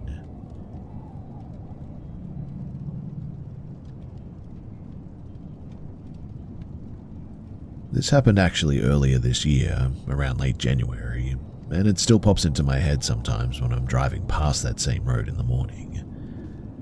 So my routine is pretty boring. I leave my house for work at around 5:30 in the morning most weekdays.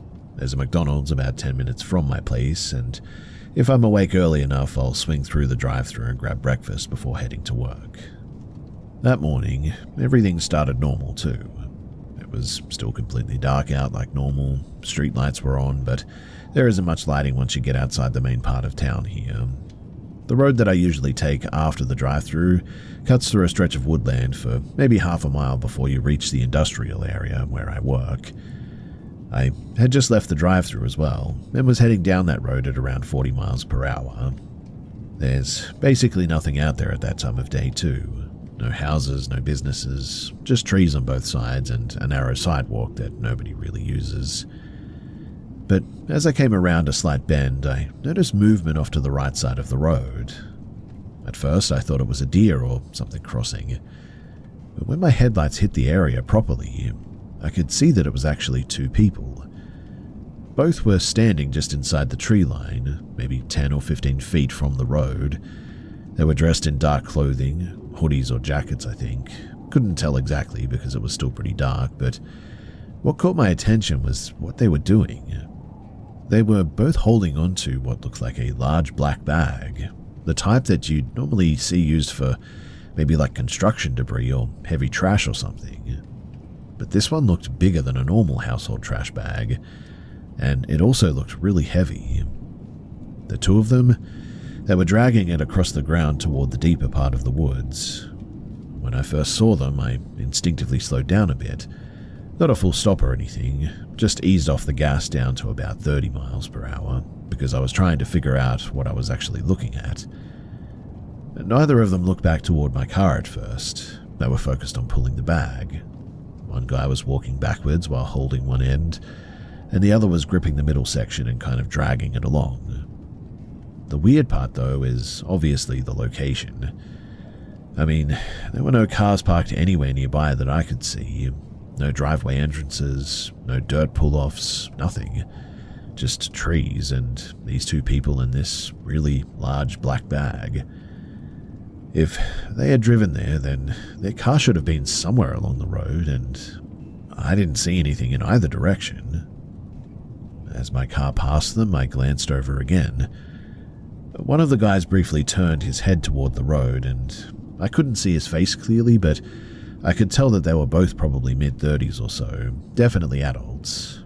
They didn't wave or signal for help or anything like that, just kept dragging the bag further away from the road. At that point, I got this sudden thought that maybe they would notice me slowing down and try to remember my license plate or something, so I sped back up and I kept driving.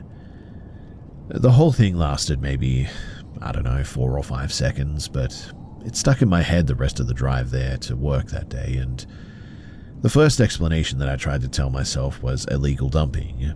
People do dump trash in wooded areas all the time. But then I kept thinking about the details. If they were dumping trash, where was the car or the truck that they brought it in on? That bag also looked heavy enough that it would be really inconvenient to carry it a long distance on foot.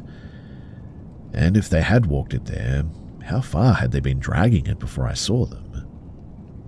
By the time that I got closer to work, I was getting more uncomfortable about the situation. I started checking my mirrors constantly because I had this sort of dumb fear that some car was going to suddenly appear behind me. There wasn't anything back there, though. I ended up pulling into a gas station about a mile from my workplace and sat in the parking lot for a minute just to calm myself down. I kept scanning the road to see if any cars passed that might have come from that direction, but nothing ever did. When I got to work, I did end up filing a report with the local police in the end. I didn't call emergency services or anything because, technically I hadn't really seen a crime happen. I just sort of wrote down the location, the time, and what I saw, and I gave it to them. Now, I have no idea if anyone ever followed up on it, but the more I think about that bag, I must say, the more I really do think that it was human-shaped, or body-shaped, I guess you could say. The weirdest part for me, though, was the rest of the morning. I tried eating the breakfast sandwich that I bought, but my appetite was completely gone now. Even driving home later that day, I caught myself staring into the woods when I passed that same stretch of road. I didn't see the guys again, and there was nothing obvious on the road, either side. Like I said, this is pretty recent, so I don't know if anyone's been out there to check on this report that I made, but if anything comes from it, I'll be sure to let you guys know.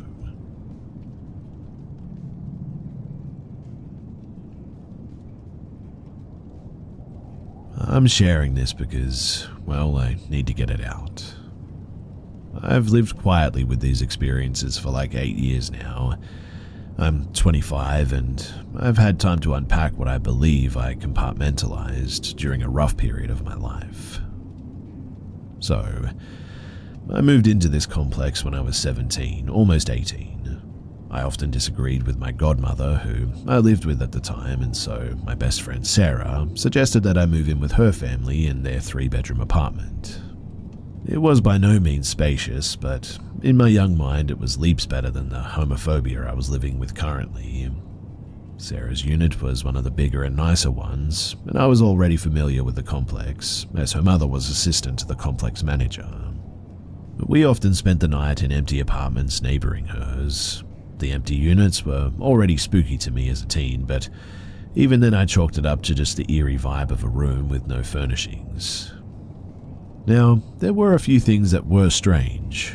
One of the apartments had a doorbell that would ring at random times of the day and night, despite the doorbell system for the complex being broken and eventually even disabled. But that certainly could be chalked up to faulty wiring, so whatever, right? The other empty unit was more transient. People moved in and out frequently, so we spent less time in that unit, although I do have many fond memories of sleepovers there. When we did stay in that unit, though, we were never able to get the family dog to come in. She would just stand in the doorway shaking. Although it was creepy, in my mind, she was just being a nervous dog, and labs can be weird like that. Anyway, when I moved in, I didn't realize how odd it was at first, not for at least maybe about 4 months. I was too caught up in the excitement of living with my best friend. I turned 18 and we spent most of our time out of the complex anyway, either at college or with friends. The time that I did spend at home, it was always lively, full of good food and smells and incense. I loved it.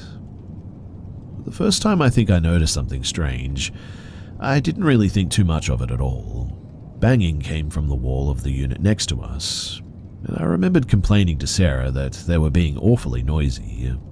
It was mid-afternoon though, and seeing as how it was new noises, I figured that someone had moved into the unit.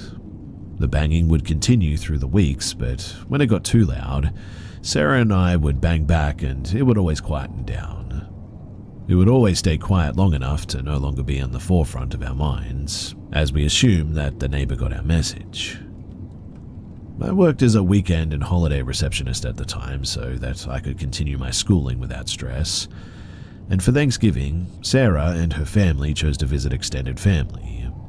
I was working, so I ended up staying home, and I had no apprehension about this whatsoever. In fact, I was sort of looking forward to it. I love alone time, as I am naturally a bit of an introverted person anyway. I have no issue being home alone, especially not when I had a dog and a cat to keep me company too. That day I went to work, came home, did my schoolwork, ordered pizza, and eventually I went to bed. When I woke up, it was to the cat yowling and hissing. I had left the lamp on in our room, but outside the window was pretty dark, so I knew it was still early morning. I didn't check what time it was, and honestly, as a dumb teenager, it didn't even occur to me to grab a weapon or assume somebody might have broken in. All I heard was the cat freaking out, and then I realized the dog too, low growling and snarling. I wasn't scared at first, just sort of confused. Then I rounded the hallway to face the living room, and suddenly the hair was raising on my arms. The cat was arched, yowling, staring at the dog. The dog had her ears back, fur raised, hunched as she growled at the corner of the living room. The way our unit was set up, the walls of the living room faced two areas, the empty hallway connecting all the apartments, and two windows that faced the balcony. I was sure that there was no one out there because I had left all the lights on and could see clearly out onto the porch. I told the dog to come and see, but she wouldn't even look at me. I asked her what was wrong, and she barked. I tried to touch her, calm her down, but she just growled even louder at that. Honestly, it freaked me out, and being home alone as a young teenage woman, I did the stupid, maybe smart I guess, decision to go back to bed and act like nothing had even happened. I left all the lights on after that, and the next morning, I felt comfortable enough to just laugh about it with Sarah on the phone. She agreed that it was strange, but we didn't have much else to say about it really. So, the unit across from us had two tenants move in during the time that I lived there. The first woman I didn't know. She would talk to Sarah's mother though, so through them I learned that she had been suffering horribly from sleep paralysis. It was an offhand comment she made one day, and honestly I didn't really think too much about it. Then the next tenant moved in. She had closer relations to Sarah and her younger sister. After a few months of living there, she quickly moved out though, experiencing boyfriend troubles.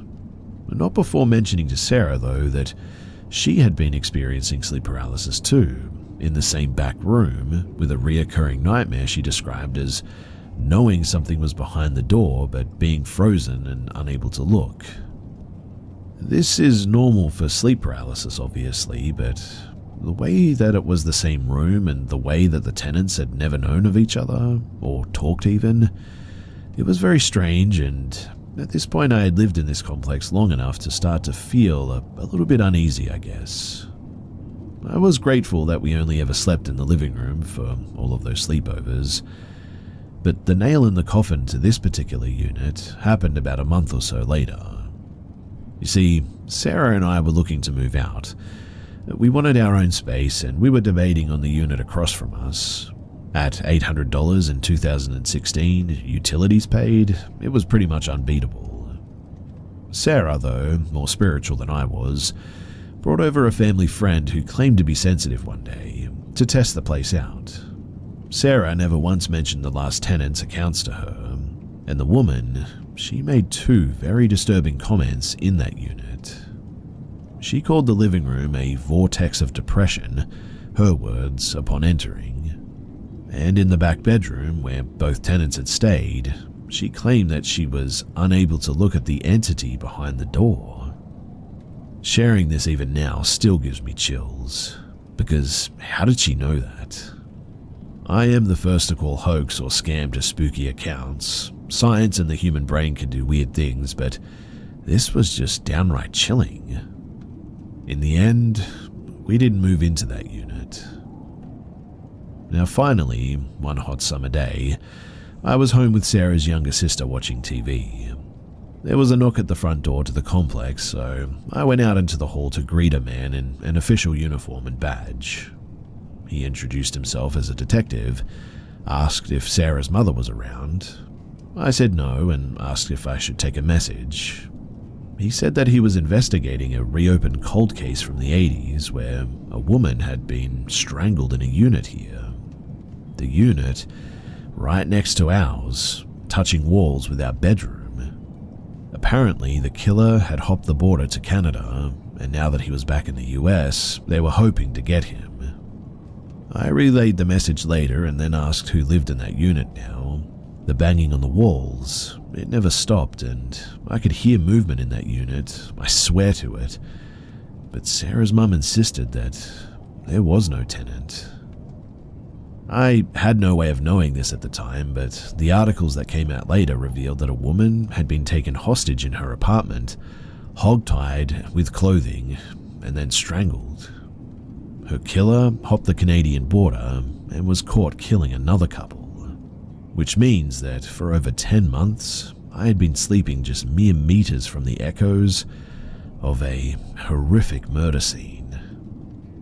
I hated that complex.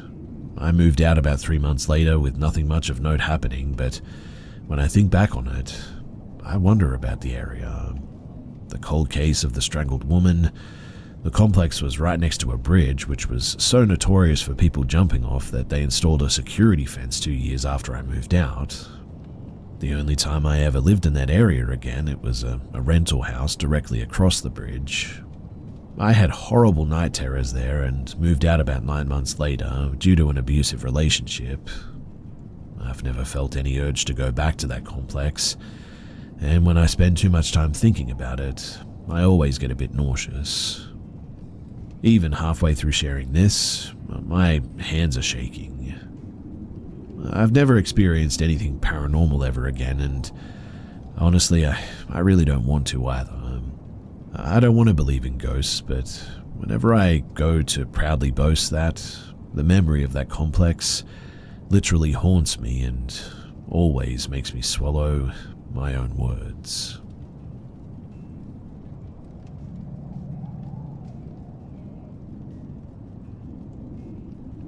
For some context, I live about 30 minutes out of the city in a wooded area. Closest neighbors are about 2 to 3 miles down the road. And this could have very well been a human, which is a lot more scary to me, to be honest, but I'm really not so sure. I thought that I would share this here as it very much felt paranormal and made my hair stand up. So last night, I was woken up by my dog crying at the back door. I look at the time and it's about 3:30 in the morning. I think to myself, that's weird, as he never needs to be let out at this time. I get up and turn on the porch lights and let him out.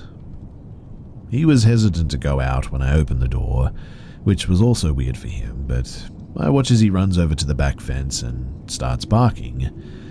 This wasn't his normal bark too. He basically sounded like Cujo, alarmed. As I've never seen him that distressed, I open the door and call out to him to come back inside. This was when I hear it. Whistling, but it sounded like someone whistling a song. I don't see anything at this point, but still freaked out because, well, I'm not sure who the heck would be out at my property at this time, let alone at all, really. I'm desperately trying to get him to come in, but he's fixated on whatever he's barking at. I run to the kitchen to grab his treats, hoping to bribe him inside. I come back to the door and I hear someone or something barking back at my dog, but in a high-pitched voice. In fact, it sounded like when a human barks like a dog, if that makes sense. I look towards where the noise is coming from and can barely make out what looked like, I don't know, glowing eyes staring out from the forest. The whistling starts again for a moment, from that direction too, and as soon as I shook his treats and called out to him, I hear a very loud and deep growl. Not from my dog, definitely not from my dog. It didn't sound human either, but that noise sounded like a very mad, very large animal or something like that. My dog comes running in through the door, straight past me and his treats, right into his crate. I slam the door behind him and lock it, brought him into the room with me, and barricade us in there till daylight. Now, I could reason that the growling could be a bear or maybe a mountain lion, but what was the whistling and the human-like barking? I'm really not sure what it was, but it was enough to scare my dog to the point where he was trembling and panting. He's a German Shepherd and he's a big brave boy most of the time. In fact, I've never really seen him that upset. I'll admit too that I am terrified and hope that whatever that was never happens again. I will admit too that I am terrified and hope that whatever that was never happens again.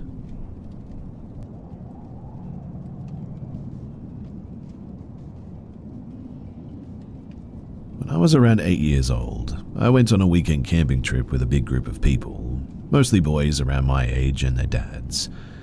I woke up in the middle of the night because I had to pee, so I crawled out of the tent without waking anyone up. Our tents were in a big clearing, so I walked over to the tree line to find a spot, but that's when I noticed something weird. All of a sudden, the forest went, well, quiet. I remember noticing specifically that I couldn't even hear the leaves crunching underneath my feet anymore, even though I could feel them as I walked. And a moment later, I walked up on some sort of spirit that looked like a man in robes standing on top of a stump. He had a glowing light around him, and his facial features were blurred like there was a haze around his face. Weirdly, I wasn't scared at all, and we talked and stayed there together for a while. When I finally walked out of the tree line back to the camp, one of the chaperones immediately ran up to me, saying that they'd been looking for me for a long time, hours in fact, and asking where I had been for so long. I was confused by that because that conversation felt like all of 10-15 minutes. I told him that I had to use the bathroom and met an angel in the woods. He just kind of dismissed it and he sent me back to my tent. To this day, too, I wish so badly that I could remember what we talked about, but I have no idea. All I do remember is meeting him. As a kid, I didn't think twice about it and continued my camping trip like nothing even happened. It wasn't until I was older, looking back on the experience, that I realized just how strange it all was. Has anyone ever had something happen to them like this? And if you have, what was it?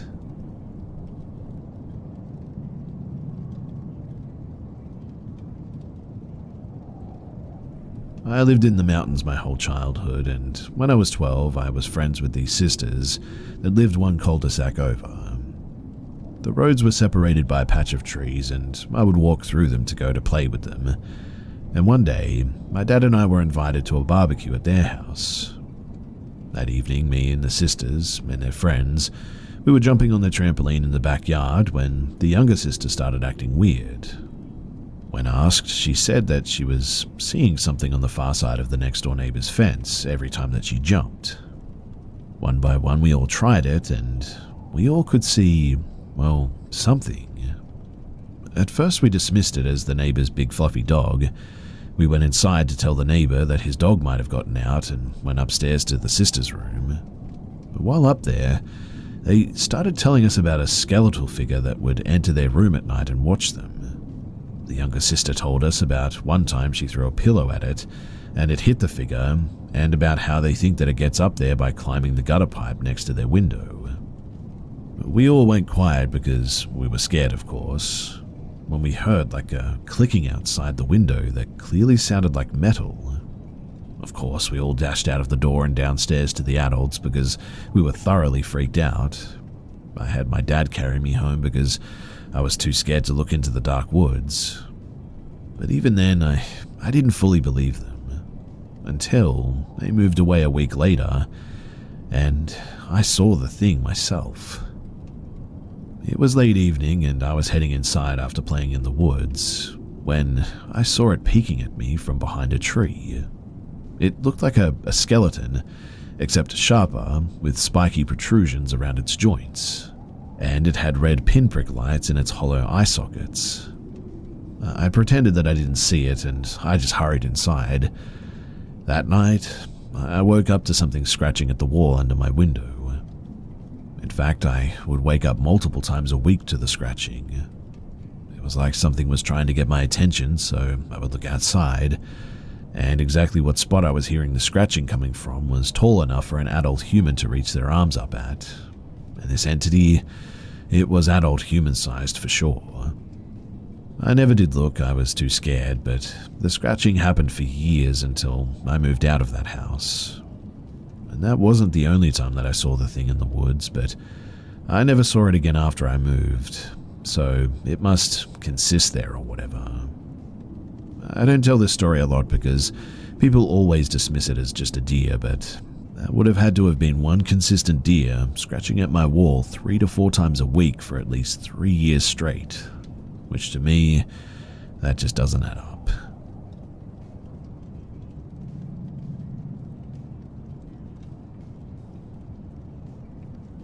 It was 2007 and I was 13. The new SmackDown 5 Raw WWE game had just come out, and I went into my small town on a Sunday morning to purchase it. After purchasing the game, I was in awe of the cover and the synopsis on the back of the game, so I sat on a bench to read it and take in the excitement of buying this new game. I lived in a small market town in England, so Sundays were often very quiet. While sitting on the bench, I looked over to the bus stop across the road and noticed a strange-looking, scraggly man walking towards me.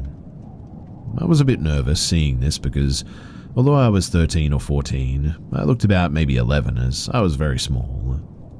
On his approach, he asked me, "What's that you're holding?" I explained it was my new game. I then said, "Look, I need to go to my brother. He's waiting for me in the mall." Although he wasn't, I felt like I needed to say this just to get away. As I walked off, the man began to follow me, asking my name, my age. I replied Lee, which was a fake name, and told him a fake age. On entering the mall, I started walking quicker and quicker, but I didn't want to start running for some reason I wanted to save face, I guess, but he kept asking if I had a girlfriend, and as he got closer, I noticed he had a scar down his face and also lots of jewelry on.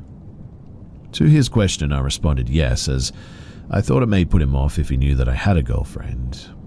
I then ran into a shop in the mall and started flicking through the magazines, but he persisted with the questions. I then got up the courage to run as fast as I could, but he began to chase me. Eventually, I got away, and when I got home, I didn't tell my parents and I just went upstairs and played my game, but later that day I told my mum and she called the police immediately. I then had to go to a police station local to myself and tell them what happened and pick him out of a number of photos the police had on a laptop. And when I found him, apparently this man had kidnapped and done many terrible things to many young boys. And I was just lucky enough to have escaped him.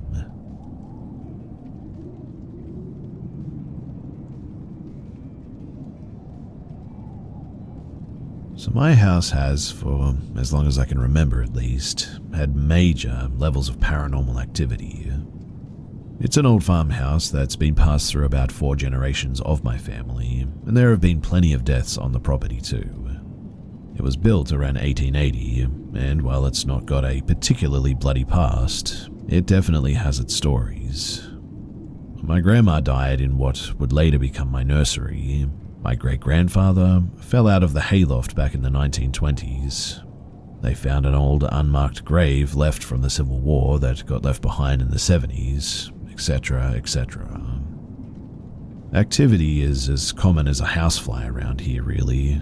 Cabinets and doors open and shut, things get moved, footsteps in the hall when nobody else is home, figures in doorways. We hear a voice in the old grain silo sometimes, which is impossible because if someone was in there, that they'd suffocate. None of it feels or acts malicious, so I guess we're just used to it, and sort of take it on the chin for the most part. I'm so used to it, in fact, that I completely ignored someone trying to break into my back door last night because I just thought that it was the normal activity. I was in my brother's room, fiddling with his PC for some stuff, and I heard weird knocking sounds from outside the house. Knocking is sort of normal here, but it's usually inside. But in the end, I just went ahead and ignored it. This went on for about 3 to 4 minutes before my dog started growling really loudly. So loudly, in fact, that I could hear him from across the house. He really doesn't growl at anything besides the basement door, so I thought that was a bit weird, and I went to go and calm him down in the living room. I heard the back door in the kitchen shaking and yelled, "Stop it, you're going to break the handle," because that's just the sort of thing that we say when something is getting particularly rough. And maybe 30 seconds later, I hear the door swing open, and without really thinking about it, I yelled, "I'm pretty sure I told you to knock it off." And I didn't realize anything was actually wrong until a voice that I didn't recognize cursed super loud and the door slammed shut. Of course, I immediately ran to see what it was, just in time to see a silver truck peeling out of my driveway. So, yeah, essentially, just a warning not to get too comfortable with your haunted housemates, because it might turn out that it wasn't them after all making the noise.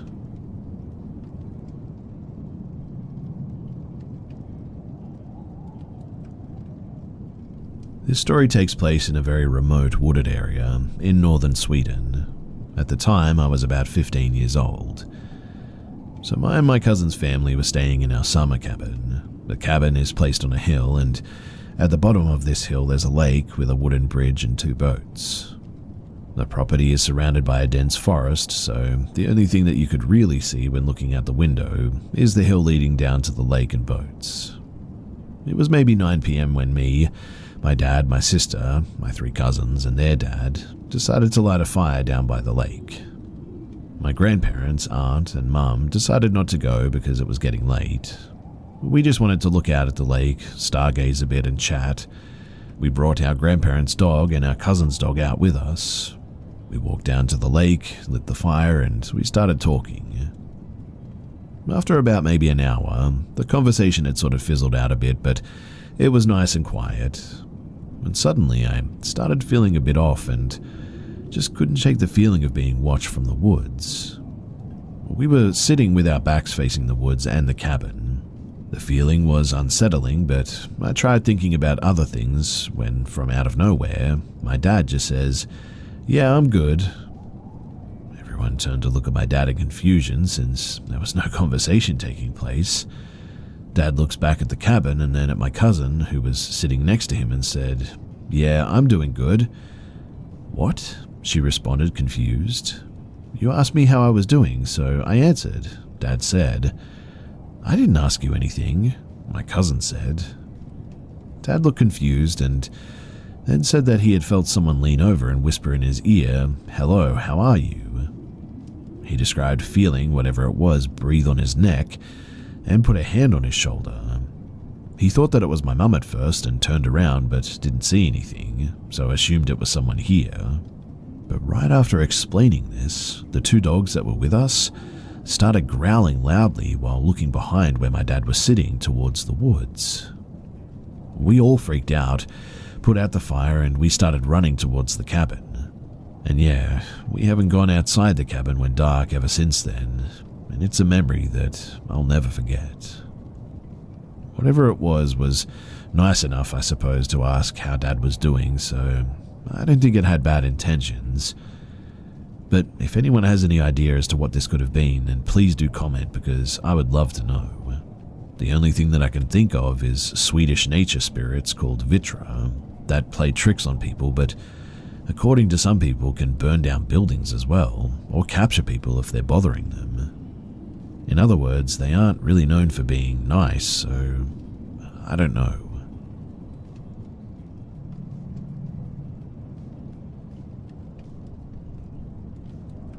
This happened when I was around 15 to 16 years old.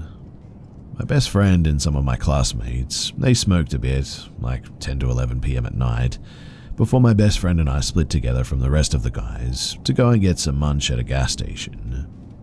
Behind the gas station, there was a lake with some benches where we chilled with some joints and enjoyed our hamburgers. Then suddenly we saw this guy, or maybe a better word is being, from the other side of the lake, like 500 meters away, pacing back and forth at the shore, kind of staring at us or eyeballing us like we'd kill his mum or something. He was very erratic, pacing back and forth, and eyeballing us, like I said, when all of a sudden this guy dives into the lake and starts swimming toward us. Keep in mind, this is in Norway, and It was between November and December, and it was absolutely freezing outside, like our fingers hurt from holding the joint sort of cold. While this guy was swimming toward us, we see him doing the butterfly swim method, but this guy is swimming so quickly, like a medium fast-paced jogging speed almost. While we're seeing this guy, we were just sort of WTFing to each other, like, what is this guy doing? And he keeps getting closer and closer. We start to freak out a bit, and he was around 100 meters away when we just ran for our lives, like running as if there was a lunatic out there and we were in danger. And after like 30 to 40 minutes of running, we just split off and we ran home. Now, this story had me thinking for quite some time that, I don't know, maybe we were just high, but we all saw the same thing, which seems very unlikely. My friend and I talked about this today, and it was really so eerie to talk about this with him when everyone else that I talked to, it just sounds like a crazy guy, but we have no idea what it was. I mean, it looked like a person and, well, humanoid at least, but the ability to swim so quickly across 500 meters like that, in like 0 to 3 degrees Celsius water, is just kind of impossible.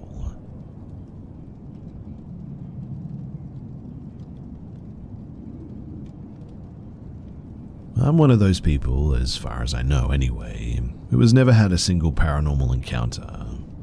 Whenever I tell this story to people, though, they always believe otherwise.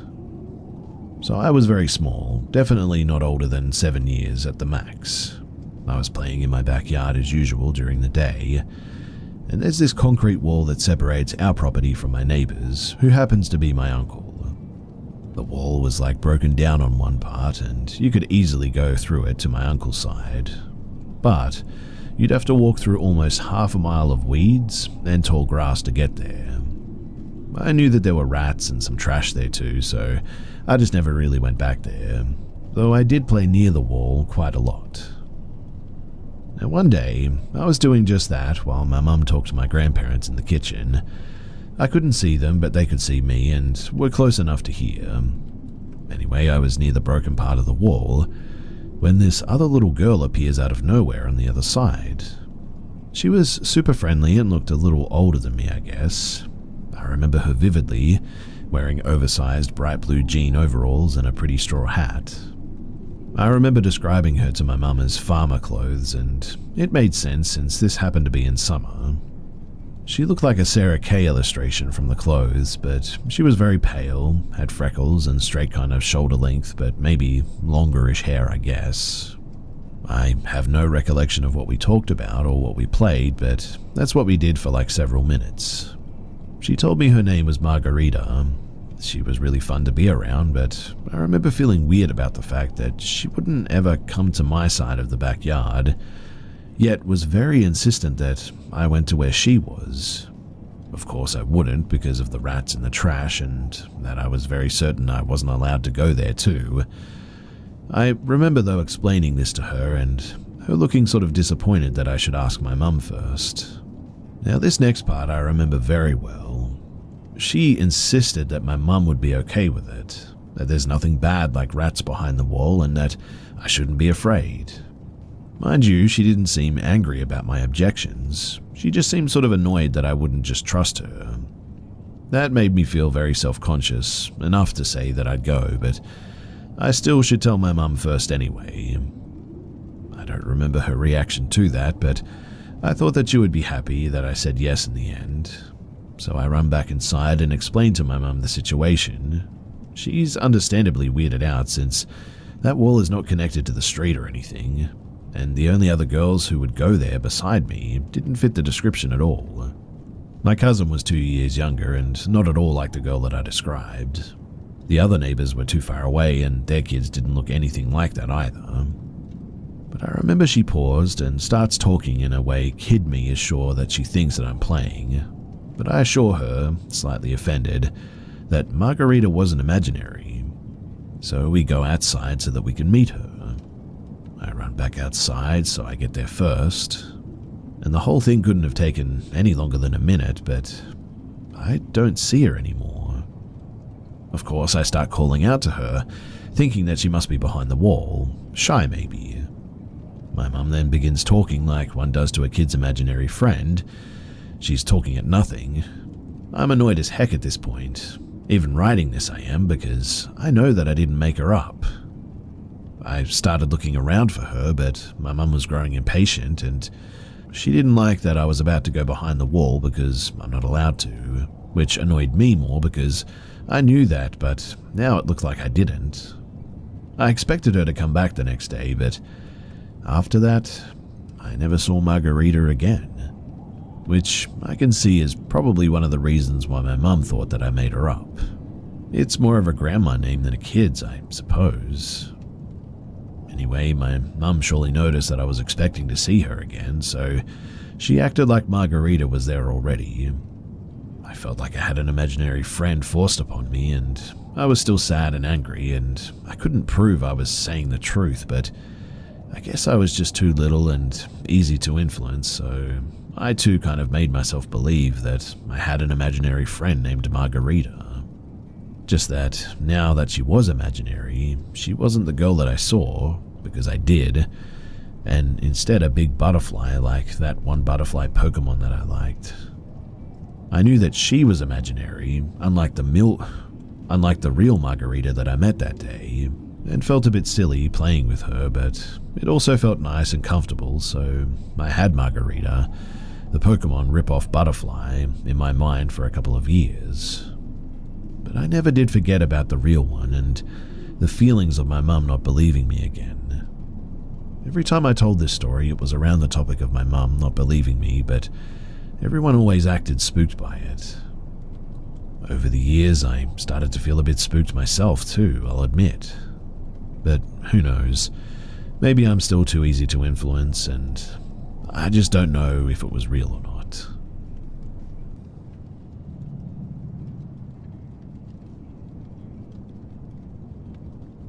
Being of Middle Eastern descent, and growing up later in Western Canada, I remember faintly when we lived for a time in Saudi Arabia, when my dad was a contracted architectural engineer for a large American weapons company, where he designed and built foreign employee offices, living quarters, and buildings for the testing compounds in the harsh Saudi desert with other engineers from across the Middle East and Europe.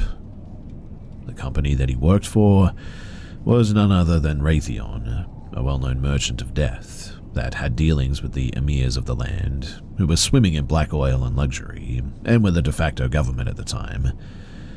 I remember meeting some of them too, who were rather pleasant and came with toys and candies for me and my siblings whenever they would come to our house to socialize and make their plans with my father.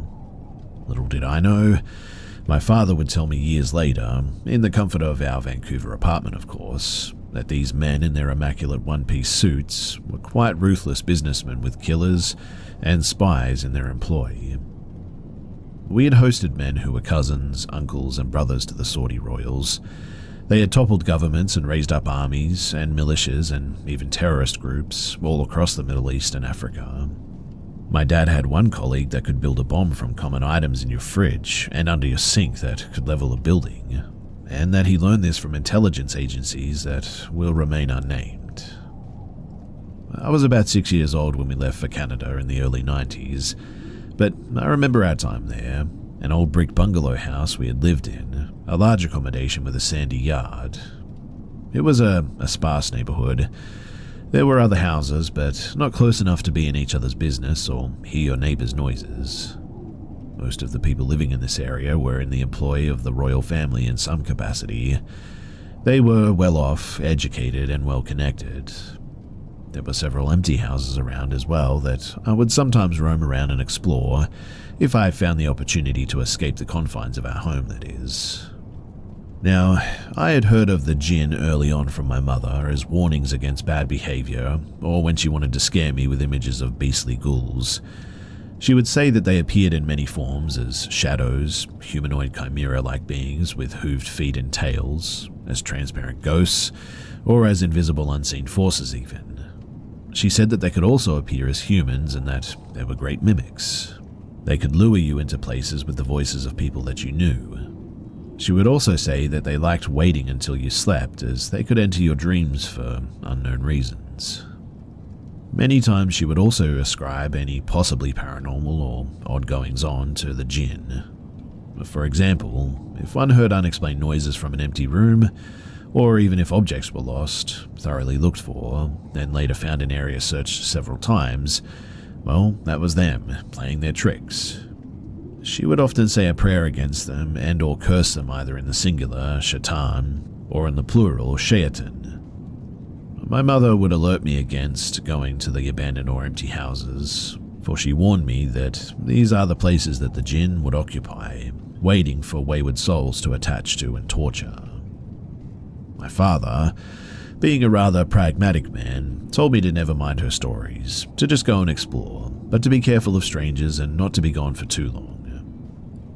Now, she told me that once, when I was 3 years old, I was sleeping in my room at night, and she had cause to check up on me after being washed over with a foreboding feeling, a creepy sensation that she needed to see that I was okay. Upon entering my room, she said that there was a black shadow in the corner near my bed, that she saw it clearly for a split second, and not only saw but also felt, and she flipped the light switch on, and it just dematerialized instantly.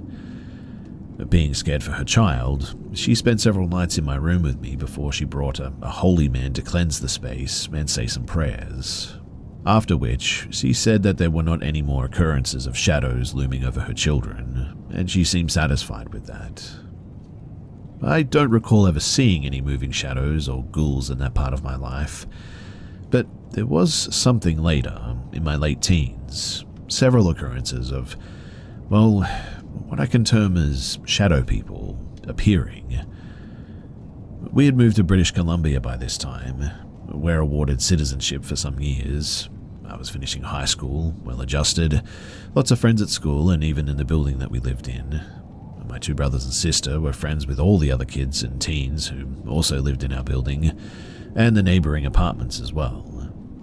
This was in the early 2000s, before kids had cell phones or even spent time on computers really. We were always doing something outside in groups, having fun and just causing a ruckus. In fact, I don't even think a day was spent inside. If we could help it, we didn't need money or reason to just roam about at the very least, and more often than not, we had our regular haunts and meet-up spots. I remember one particular night though. I was maybe 17 or perhaps 18, where I had an experience that was quite jarring and was also shared with my brother. So I had been sleeping and woke up, paralyzed, unable to move or speak. But to my horror, there was sitting in this chair beside my bed a shadow man with red eyes. His energy was malevolent and contemptuous. He didn't speak, just sat there, and even though I couldn't see a mouth, I knew that he was grinning. I could sort of see the outline of it. He was definitely a man, but just made of shadow that my eyes couldn't see through.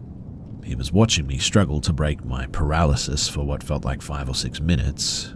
Obviously, I was terrified and couldn't keep a straight thought in my head, but I was trying to somehow run away, even though it was impossible.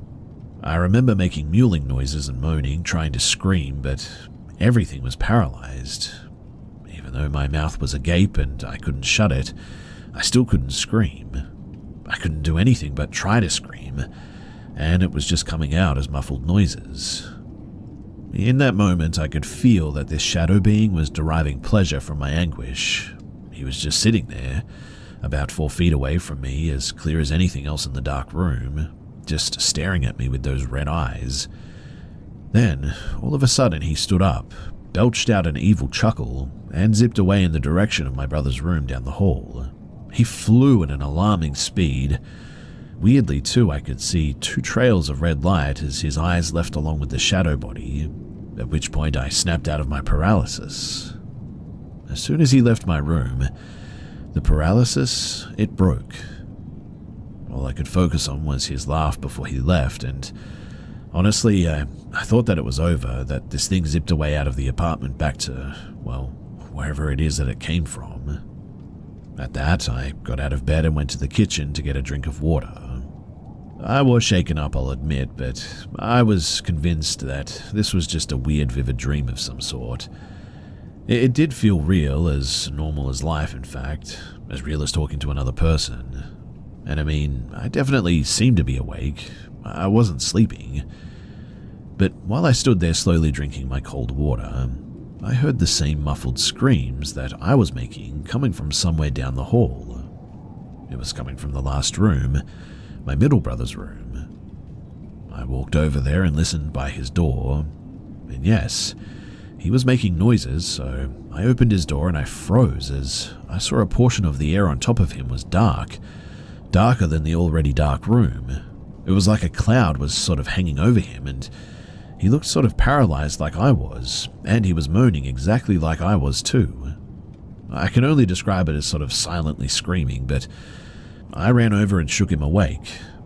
It took a few seconds, but I shook him hard and eventually he came to. He looked at me with eyes wide in fear and said that there was a shadow man with red eyes laughing at him while he made him frozen. He said that he woke up paralyzed as this shadow man came into the room, and this thing was standing above him the whole time laughing and just watching him struggle. Honestly, I could barely believe it. I told him that it just happened to me too, and that I heard him from the kitchen. I told him how it left my room and went in the direction of his room after it let me go, and both of us had trouble sleeping that night. It was the most surreal experience that I've ever had. This was the first time any paralysis happened to him as well, and the first time anything like this event had ever happened. He wasn't into any paranormal stuff, and it was a shock to him that things like this could even happen. He never took my mother's story seriously, I suppose. He was always just as level-headed and grounded as my father. Unlike me, I did have an interest in these things, and UFOs, ghosts and the such. But I also remember this as a shocking first time. It was sort of an assault on my reality, even if I was open-minded to the paranormal. In any case, we told our mum about it the next day, and she immediately blamed a jinn. She was reminded of the time that she saw a shadowy presence in my room back in Saudi Arabia. We couldn't stop her from praying in our rooms and lighting her incense to clear the bad air. And it must have worked as, well, I never felt that presence return. But it certainly wasn't the last time that I saw a shadow being.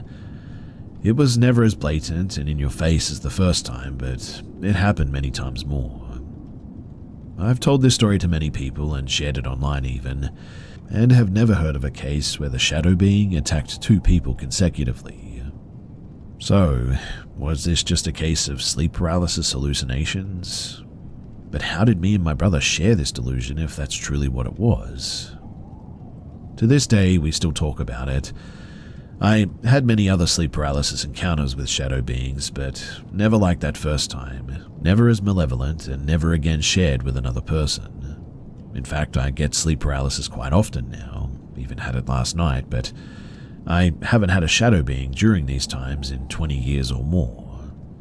I guess I've just become used to it now, waking up, unable to move, and have learned to keep calm until it passes, which it always does in a minute or so. There were many other times I've seen the shadow people during waking hours, fleetingly, in the peripherals of my vision, darting by. As have others, I know. Other times I've seen them when entering a dark room before turning a light on, after which they always disappear. I guess I just got used to them, I suppose. They seemed fairly harmless, and eventually I just stopped noticing them. I figured after some time and study that they, most likely being jinn, were just sort of living their lives, and that the veil that separates our lives from theirs can become thin, rendering them somewhat visible or lets their presence be felt. Reading about jinn as much as I could, I have learned that they have lives like we do. They have children apparently, duties, can be good and tolerant, or, well, downright mean. Some are interested in pranks, some can grant boons, and some can possess you even. But I have read that possessions are exceedingly rare. I've even read that they have religions. They can believe in God. Being shapeshifters, their most common form is a shadow in the shape of a human. but perhaps that's also the most common way that our minds can grasp them. Maybe our eyes can only catch them in a certain visual frequency or something. They have their favorite dwellings but can appear anywhere, which means that they're not locked in a location in ways that ghosts or spirits can be.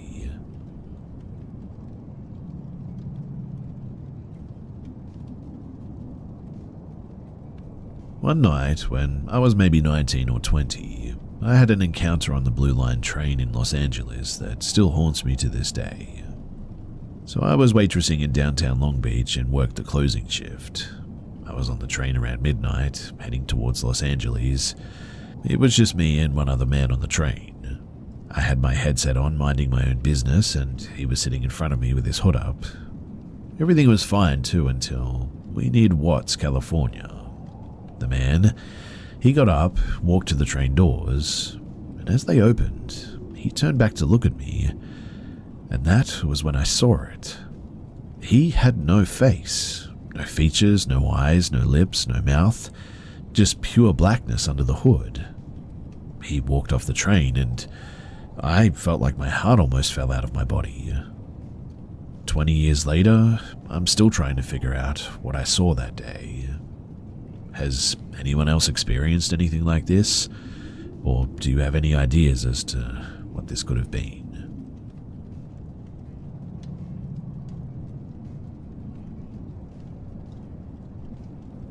This happened about 2 hours ago. So I, a 26-year-old female, and my boyfriend, 36 and male, decided to go to the store to get some oil. We have to go out 45 minutes just to get this out in a bad part of the city, but it's the only European store that has the actual stuff that I grew up with eating. My family and I are from the Ukraine but live in the US, and it's difficult finding authentic places that have exactly what we had, and this is the only place that I've found that has it down to the exact brand. Anyway, as we're driving, we're on a 3-lane road, which we need to get into one of those mid-section U-turn type of lanes. We get into our left turn lane, and a black car blitzes from the far right lane through the middle lane to cut us off at the left lane, which my boyfriend and I are like, what the heck? And then they stop at the green light for the U-turn. My boyfriend gently honks twice in a nice way in case they were on the phone to go since the light is now green.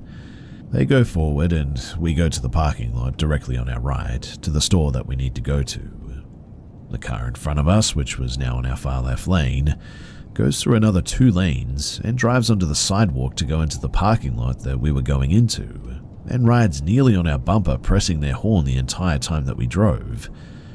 My boyfriend eventually decided to stop a few feet further than the store instead of parking at it, and at that point, I realized that his car camera was not on. I can't remember the name in English, but it's a camera that records in front and back as you drive.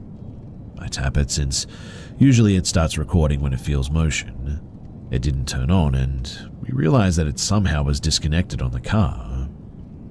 As he's trying to get the camera plugged back into the car, the black car pulls up, and I see 3 guys looking 18 to 20 in there. All 3 are African American.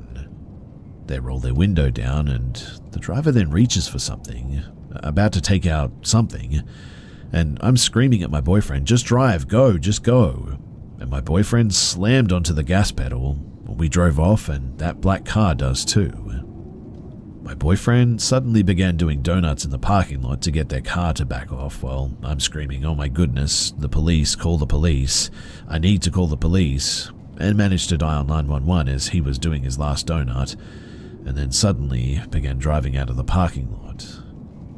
The black car was still chasing us out as I finally got an answer, and when the police asked where we were, I sort of blanked out and stuttered in panic that we were currently being chased, and my boyfriend yelled out what road we were passing.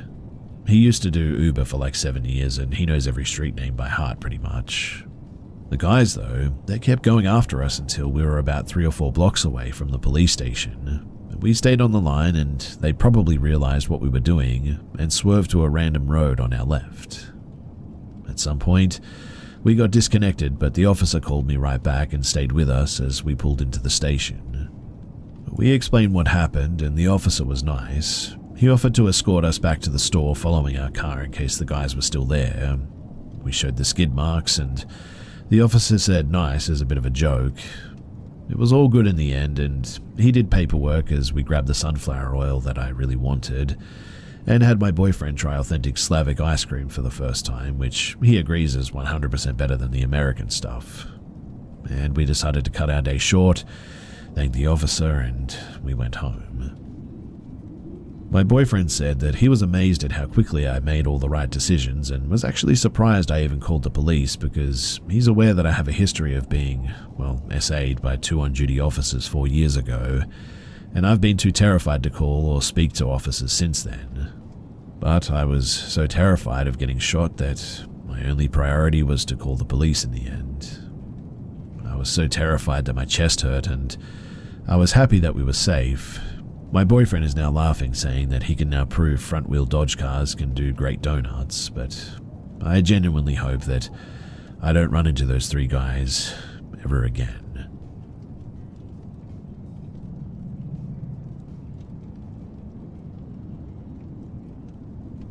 This happened quite a few years ago, but I can still remember it like it was yesterday. This wasn't a ghost that I saw maybe out of the corner of my eye for a split second, or from some super far away place. I saw it up close and personal for a solid 5 to 6 seconds, which, when you're seeing a ghost, seems like an eternity. So I was laying on my couch at night, when all of a sudden I see a spectral figure, made of blue light, emerge from around the corner of my hallway and start walking toward me. He was made of light, but he was also sort of transparent as well, so I could see through him.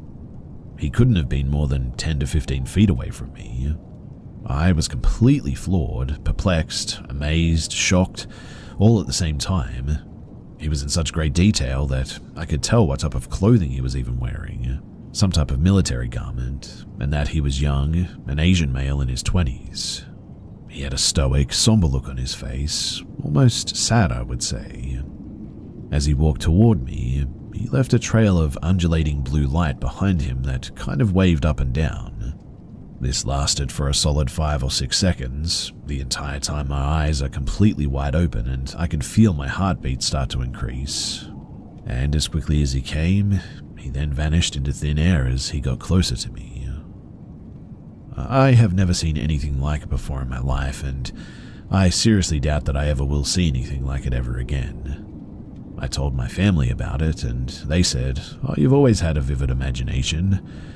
But it was like, no, I know what I saw. There's no way what I saw wasn't real. I've never believed in ghosts before, thinking that anyone who does has to be certified crazy, but after that night, I truly believe in ghosts and some sort of afterlife. For some weird reason, I didn't feel scared when I saw him or even after. The dominant feeling that I had was just pure amazement and bewilderment to what I had just witnessed. Everyone always says that if or when you see a ghost that it is scary, but that wasn't the case with me at all. So, am I crazy? Has anyone ever seen anything similar? If you have, then please do share your thoughts, because truly, I could use it right now.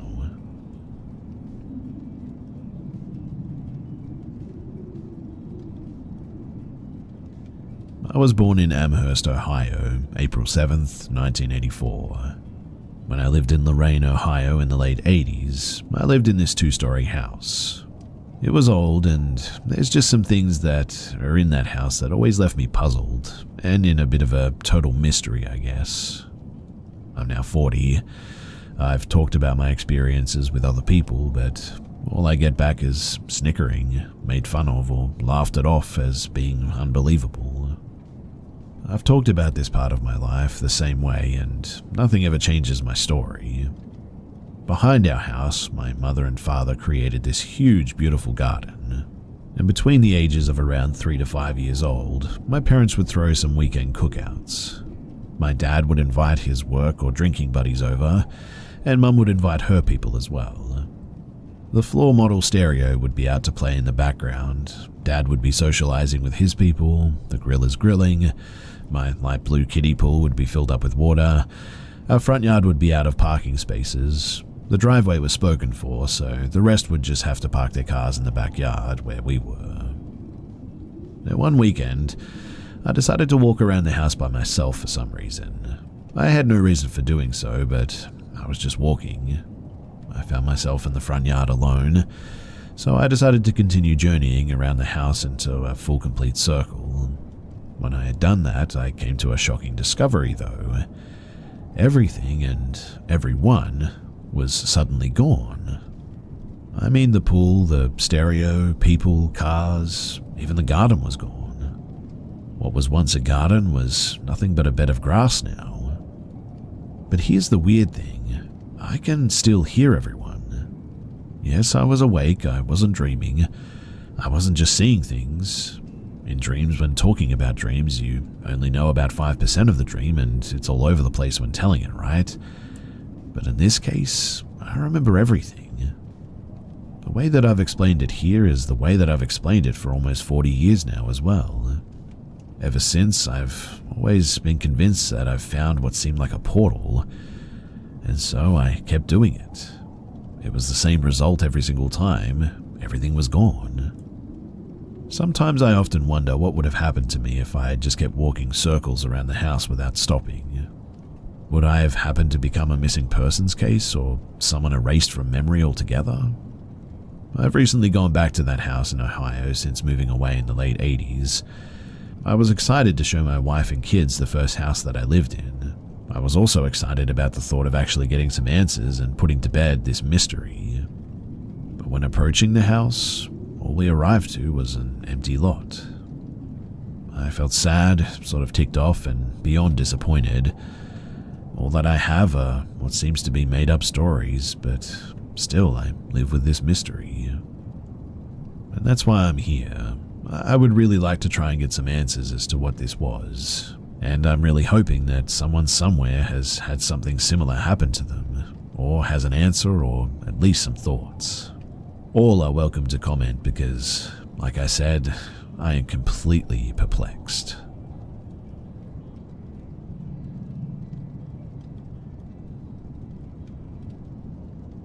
This happened to me and my friend G when I was on my 3rd year of high school after the COVID pandemic and lockdown. Me and G live in the same city. It's really not that big. We had this place that we enjoyed hanging out because there was no one around there. No drunk dudes, no annoying babies and crazy parents, only a very few people and the calming sound of the grass. It's near the biggest park we have here, so the trail isn't that hidden. Anyway, we used to go there during the summer, but it was around November and it was kind of cold out and we were shaking a bit. But we just wanted to be alone, and I guess the creepy atmosphere was sort of intriguing. We had only one incident the last time that we went there, which I think I'll share here in the future at some point, but he was skipping about going there, but I was a sort of talkative person too, so it wasn't hard to convince him that day. And I kid you not that a few minutes after we entered the trail, somebody's shadow began to block the only way out. This was kind of scary because, it was pitch black, 10:40 p.m, and it was winter, and my phone's light was the only sufficient thing that we had for seeing the silhouette. I think it was a man, definitely not long hair, but I don't know how tall, and I'm not completely sure it was a man. Even though I flashed him with my flashlight from my phone, I still couldn't see the colors of his clothes or body or anything. It was just too dark out and my phone wasn't strong enough, and it had a lightless background. Not even the moonlight was out that night, nor the flame of a lighter that he used could change that as well. It was completely black and he was devoid of color, except for the sort of sub-cattering high of that little flame and my light. He didn't move at all, except when he took the lighter from what I assume was a pocket on him. I was terrified, G was terrified and was grabbing my right arm as if his life depended on it. But no matter how much we were shaking or panicking, that man didn't move. He stood still on the trail without making any type of sound. So I started saying out loud how lucky we were to have brought our knives with us this day, in case we would have found something dangerous. At one point, Me and G discussed about calling our parents to take us from there, and that we would have to elaborate a story so that they wouldn't be concerned. But as I turned to watch my phone, G said that we still needed the light on the guy to keep an eye on him, so I immediately raised it in the direction of that man, and I was shocked. G was frantically tapping my arm saying, "He's not there, we need to go," and it was true. In those few seconds, he was out of our vision now, which of course drove us crazy, and prompted us to run faster and faster in the direction from where the streetlights would illuminate everything, making us feel safer. Eventually we got out of the trail, but I could have sworn that I heard someone following us. Of course, I stayed with G for the rest of the evening until we arrived at his house complex. I felt really guilty about getting him to go there that night, and so I accompanied G back home, and it definitely made me feel a little bit better, but I don't know. Maybe it was nothing, and maybe I'm just overthinking it. Maybe the other person was as scared of us as we were of them. But something tells me that whoever that person was, that they were up to no good, and we just so happened to be in the wrong place at the wrong time.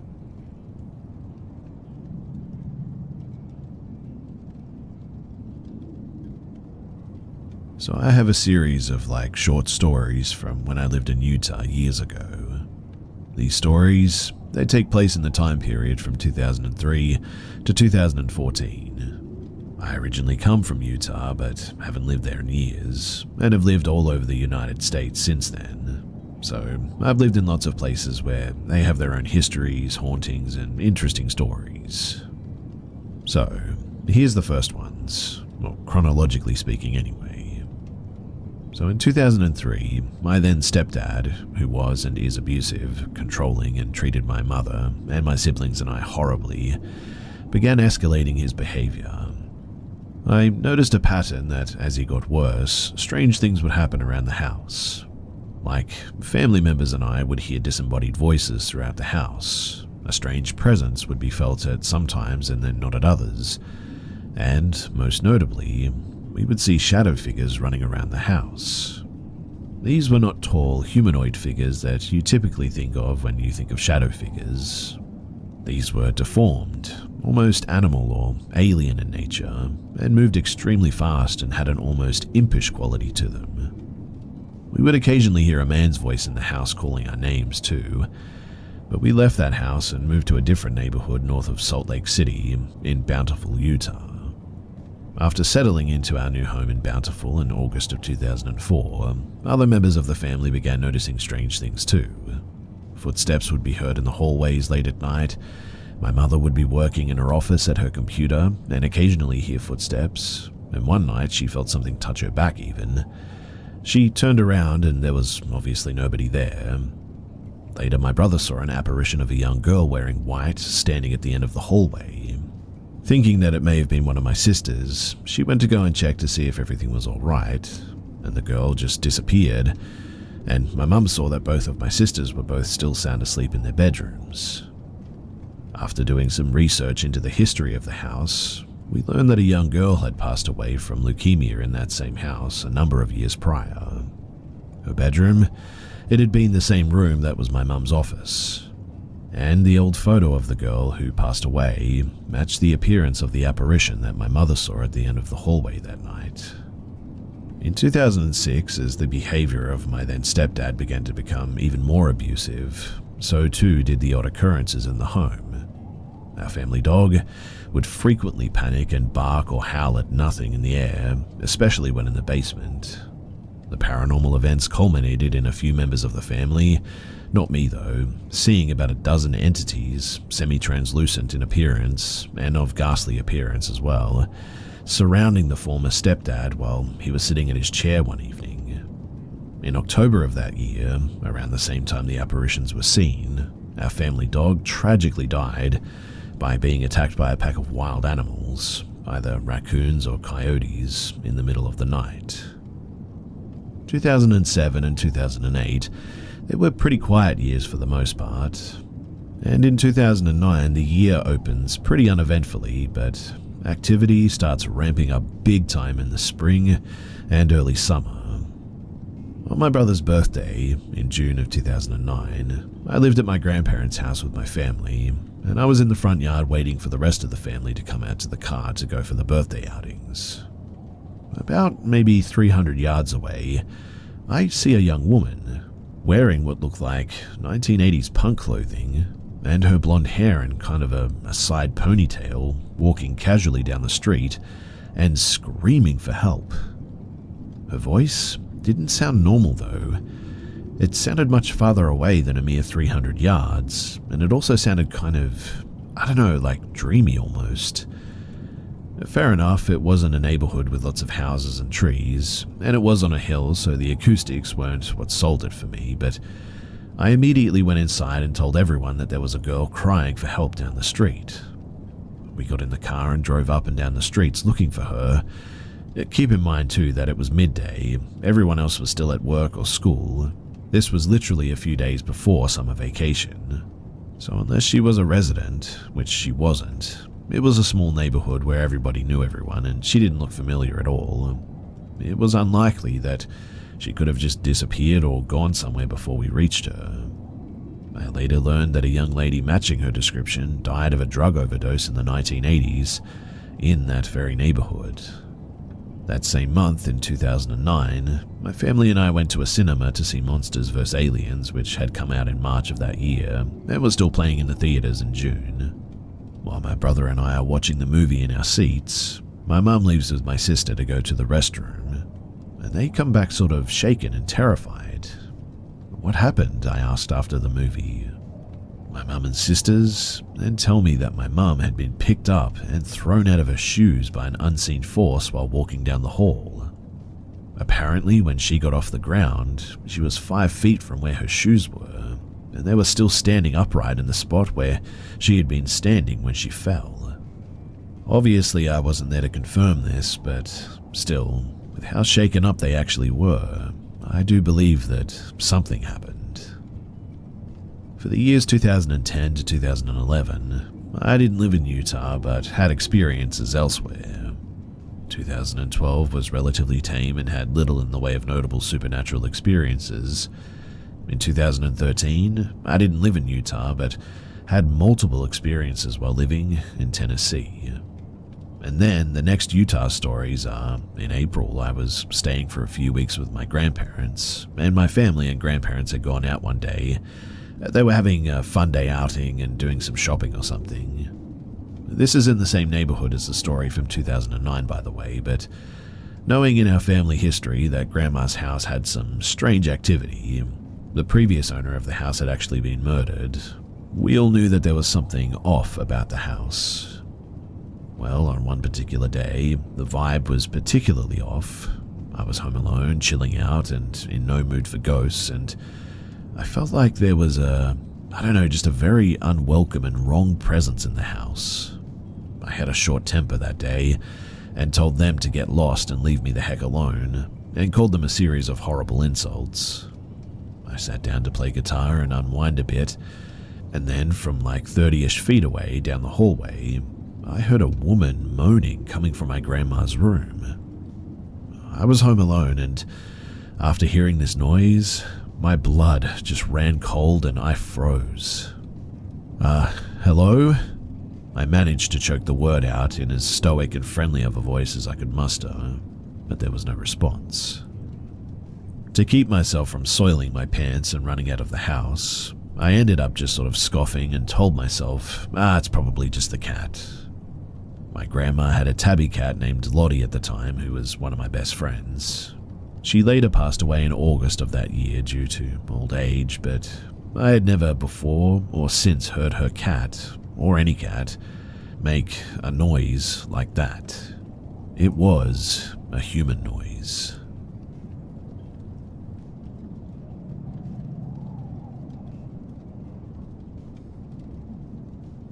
I had an experience a few months back that I still can't shake, as well as other interactions.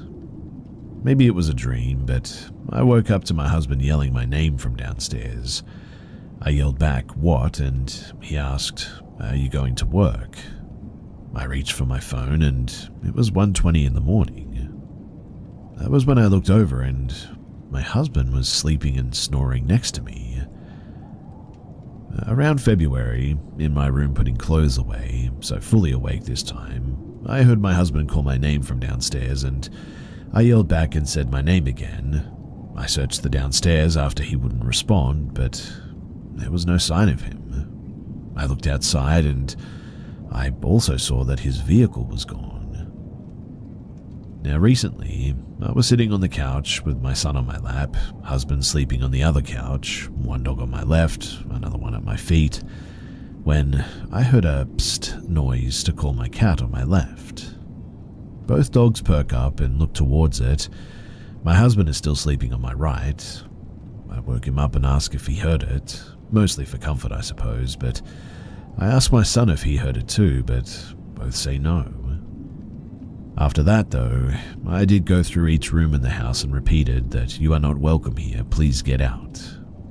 So far, all has been okay, but I'm still unsure of what I might have been dealing with, and I'm not sure that it's gone too.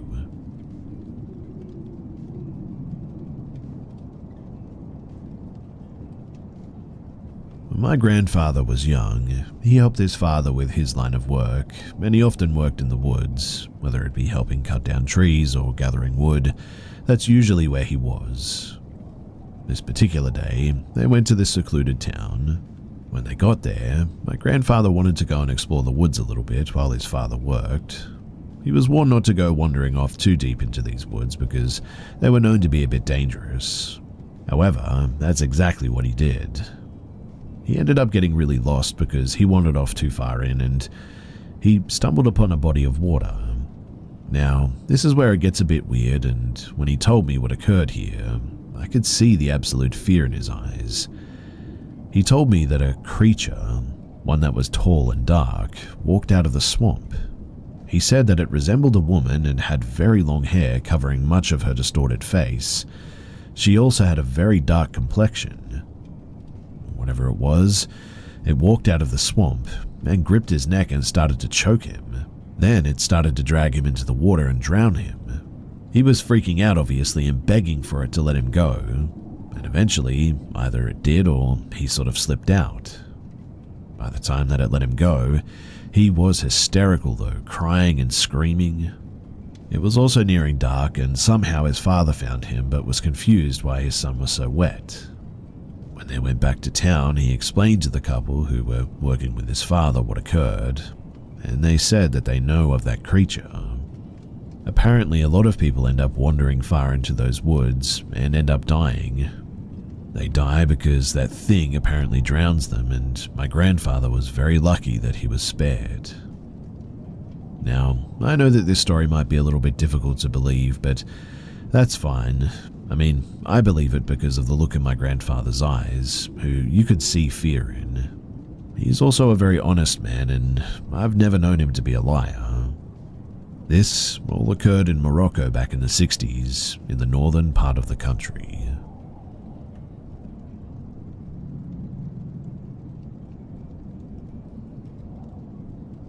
Back when I was a kid, my family and I lived in a pretty old house in Tennessee. The house was built in the 1920s, I believe. It was kind of shaped in a square. Think of a racetrack that you can go around. My sister and I's bedroom door was in the living room and the hallway was to the left. I used to have reoccurring nightmares and sleep paralysis of a tall man with a hat coming down the hallway to my bedroom, and I would always wake up before he came into my room. Textbook sleep paralysis story, I know, but during summer, my mum would leave me and my 3 siblings home alone while she worked. She would come home tired, and since she low-key had a lot of kids, she didn't like us to immediately stampede her when she arrived home. So, one day, we're all sort of chilling in the living room watching TV while our mum was at work. We were just doing the usual. We heard our mum get home from work early that day, and we were pretty happy about that. We heard the back door open, and she came in talking to her friend on her Bluetooth. She always wore these black leather boots, and we heard them sort of clunking on the floor while she walked and talked towards us. When she was finally almost to the living room, She was at the end of the hallway where I told you guys earlier where I used to see the shadow man in my dreams. And you can probably guess that when we got up to greet her in that spot, she wasn't there. We were all pretty stunned by that at the time. My sister immediately called her, and you can probably guess again that she was still at work. I didn't tell my brother about the shadow man before, but when I did, he said that he had seen him too in the bathroom, which was in the same hallway. My mother also told me once that she used to hear my little brother calling her name when he wasn't even home. Honestly, I really hated that house.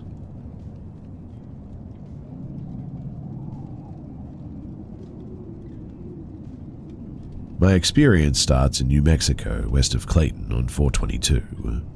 I was drilling for a small mom-and-pop company with a hydraulic rig, which only took 2 people to operate, which was my younger brother and I. It was hot that summer and the rig would overheat. It was always during the day, so I told the boss man that we would drill at night and that way there would be no issues. My little brother had the company truck and I had my personal vehicle, which was a 2003 Tahoe. I also had my girlfriend with me at the time, so we agreed to meet at the job site after dark. We live like an hour away in Texas. Anyway, you would pull off 422 just after the road tees to another small town that I don't know the name of, and you would have to open and close at least 5 gates to get to this spot, some steel and some barbed wire even. When I got there, I fired up the rig and generator, turned on the lights to check equipment. Everything seemed good, so I shut it back down to wait for my brother. I folded the back seat down and I was going to try and sleep for a little bit while my brother was headed out towards us, so me and the girlfriend jumped in the back of the Tahoe to get some shut-eye. And that was when I noticed just how pitch black it was in this pasture. There was no moon or no stars, nothing, just darkness about this time, and I see what looks like headlights at a good distance, far enough that it looked just like one headlight instead of 2 separate headlights, which seemed like they were headed our direction, but not from the direction that we came from a different direction, to the east. I was puzzled by this, and we watched this light come down that appeared to be county roads, still thinking that it was headlights, but it still never got close enough that it split into 2 separate lights.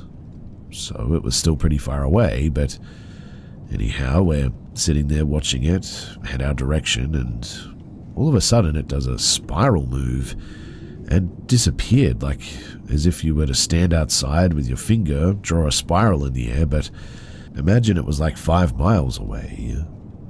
Seeing this, I instantly knew that it was not a car anymore.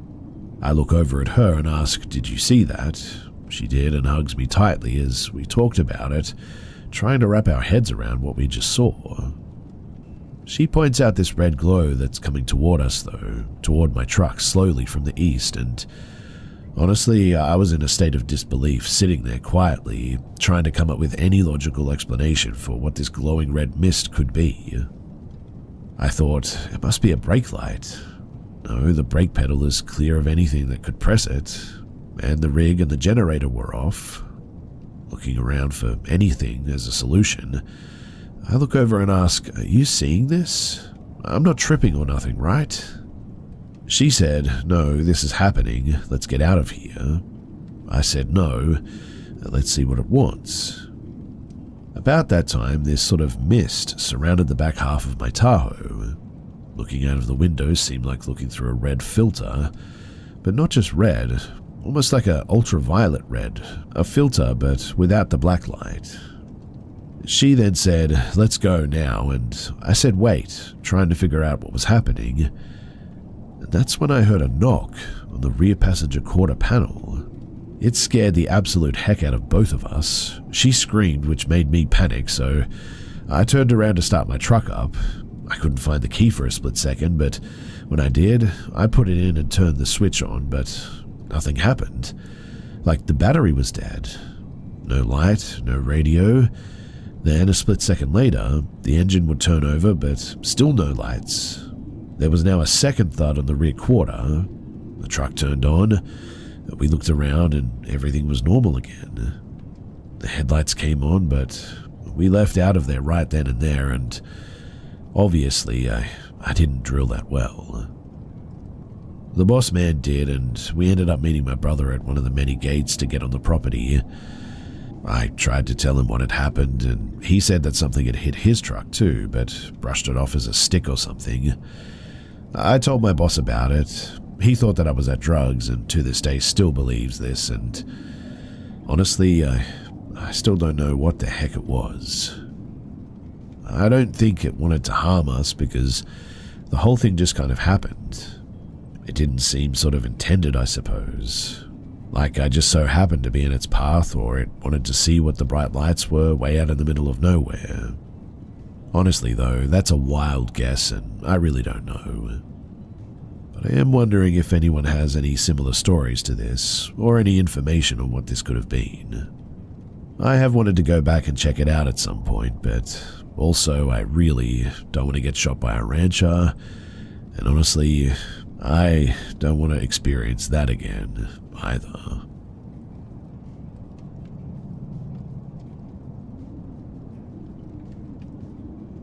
I have 4 weird experiences from when I was working on ships. The first one was midway across the Atlantic in 2013. Me and a few other cadets, we were on the bridge wing, outdoor part of the wheelhouse, for our celestial navigation project.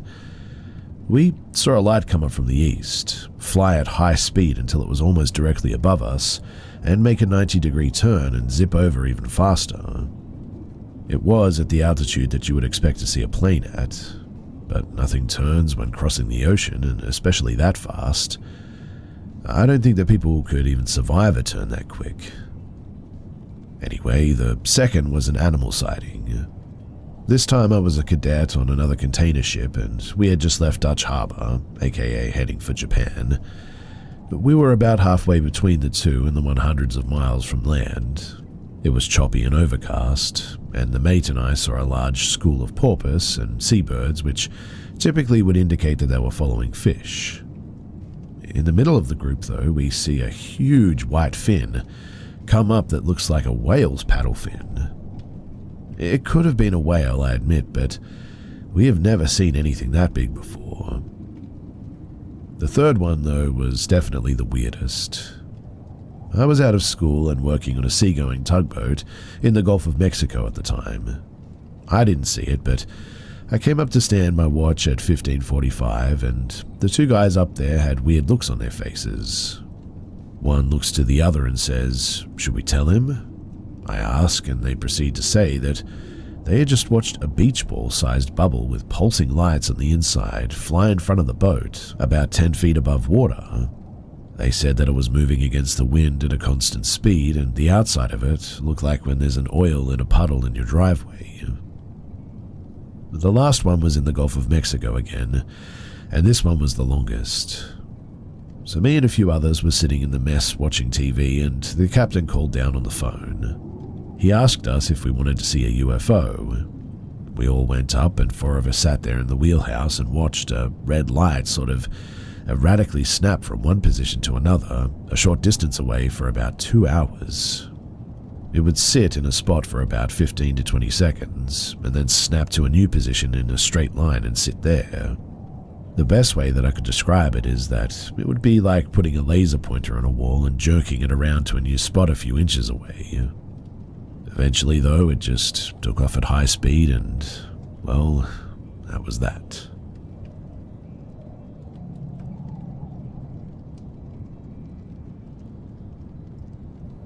So I worked in the radiology department in a hospital in Cardiff, Wales, UK, for about 3 years as an admin and clerical officer, before getting a promotion working in medicine. During these 3 years, I saw a lot of things, ranging from patients dying in the MRI scanners to patients having an X-ray for inserting a meat thermometer into their urethra. Yeah, that's a real thing. Nights always seemed the craziest too, but one time, a patient came in with armed police after an altercation which involved a knife in the middle of the city centre, and just so happened that the person he had the altercation with was having an X-ray too. This caused a second altercation right in front of me. Chairs were thrown, a trash bin or two, and then wheelchair even. So I've seen things, some funny, some stressful, some sad, and many bonkers, but this one night, well, it was something scary.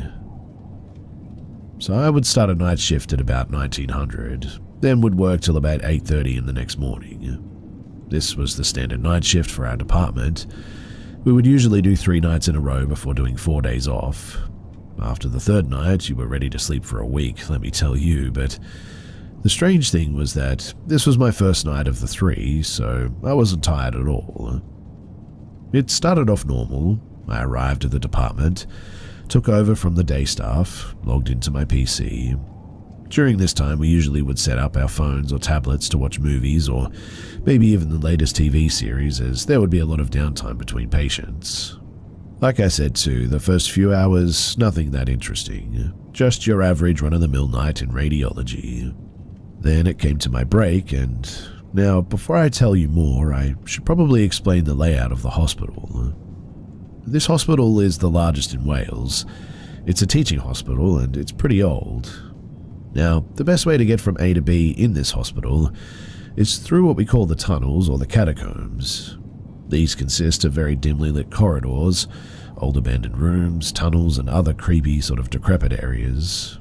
The morgue is also found in these corridors, so it's not a nice place to be during the day, let alone the middle of the night, but it's the quickest way to get to places, if you're staff, that is. There's always been rumors too, and mumblings of strange things happening in these tunnels. Some people say that they saw ghosts in old-fashioned porter uniforms taking wheelchairs to pick up patients. Others say that they have seen shadows following them from the corner of their eyes. But one person has claimed that they were attacked by a person wearing an old nurse's uniform from the 70s. This place is creepy too, even at the best of times. But for me, it just never really fazed me, I guess. I mean, I've been down there hundreds of times before. The worst experience up to this point was having a sluice pipe drip human waste on my head. That in itself was a horror show, but tonight would be something altogether different. And honestly, maybe not even of this physical world. So, like I said before, it was a very quiet night.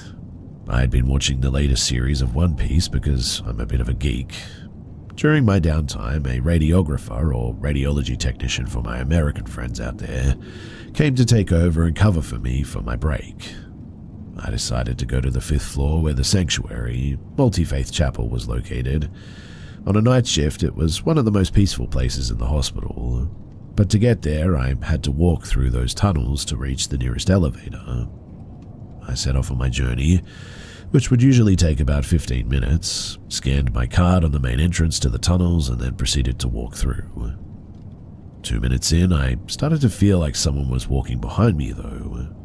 It being a busy hospital, and basically the tunnels acted like the highway, I didn't think anything of it. Suddenly, I heard panting, like someone was trying to catch their breath after going for an intense run. I turned around to check, but saw nothing. A bit strange, but thought that it was nothing. Maybe just one of the pipes above my head creaking or a generator pumping. So I carried on walking, but I kept feeling like someone or something was watching me and was walking behind me. Out of sheer confusion and a fear that I missed my turn towards the elevators and found myself in a large section of the tunnels that I've never been in before, littered with old stretchers, beds, hospital furniture and equipment. Some of this stuff was over 50 years old, maybe older, just left to decay in a dark, smelly, decrepit and dusty corridor. This was starting to really creep me out, because in all of this confusion I realized suddenly that I must be lost. It almost felt like I had fallen into the back rooms. Everything sort of looked the same. I could feel a tightening in my chest and could feel the start of a panic attack. I remember clutching my chest and running down a corridor trying to find a signpost or something to tell me where I was. The sense that something was watching me, though, got stronger. Suddenly I felt something hit my arm in force, almost like someone using a baseball bat. I remember falling to the ground, pulled myself across the floor towards the cold, dusty wall and looked around frantically, trying to find an explanation to what the heck just hit me. Then something caught my eye. It was almost like a black mist with glowing red eyes.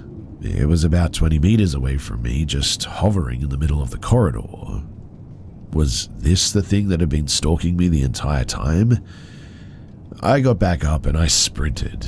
I ran down what felt like 100 different corridors until finally I found a housekeeper or a janitor. He asked me what was wrong because I looked pale, but I couldn't get any words out. He then grabbed me by the arms with a firm grip and said, "Did you see it too?" And that was the last time that I ever stepped foot in those tunnels. To this day, I hear rumors of strange things there. I'm not sure what I saw that night, obviously.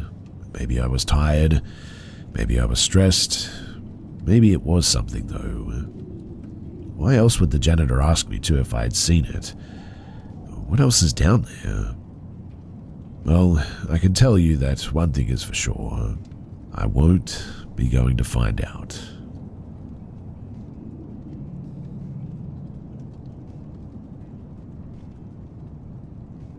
For as long as I can remember, I've had vivid dreams about UFOs. They come and they go, sometimes disappearing for months, even years.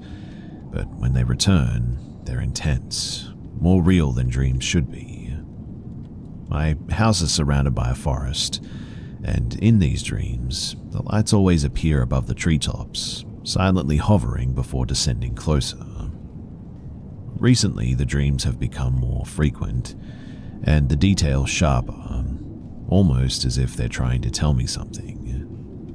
The lights move in strange, impossible ways, darting at incredible speeds, stopping suddenly, and then hovering without a sound. There's an overwhelming silence in the dreams as well, suffocating and heavy. Even though I don't always see figures, I feel them watching from behind the light. These dreams don't feel random, they feel deliberate, like something is trying to reach me.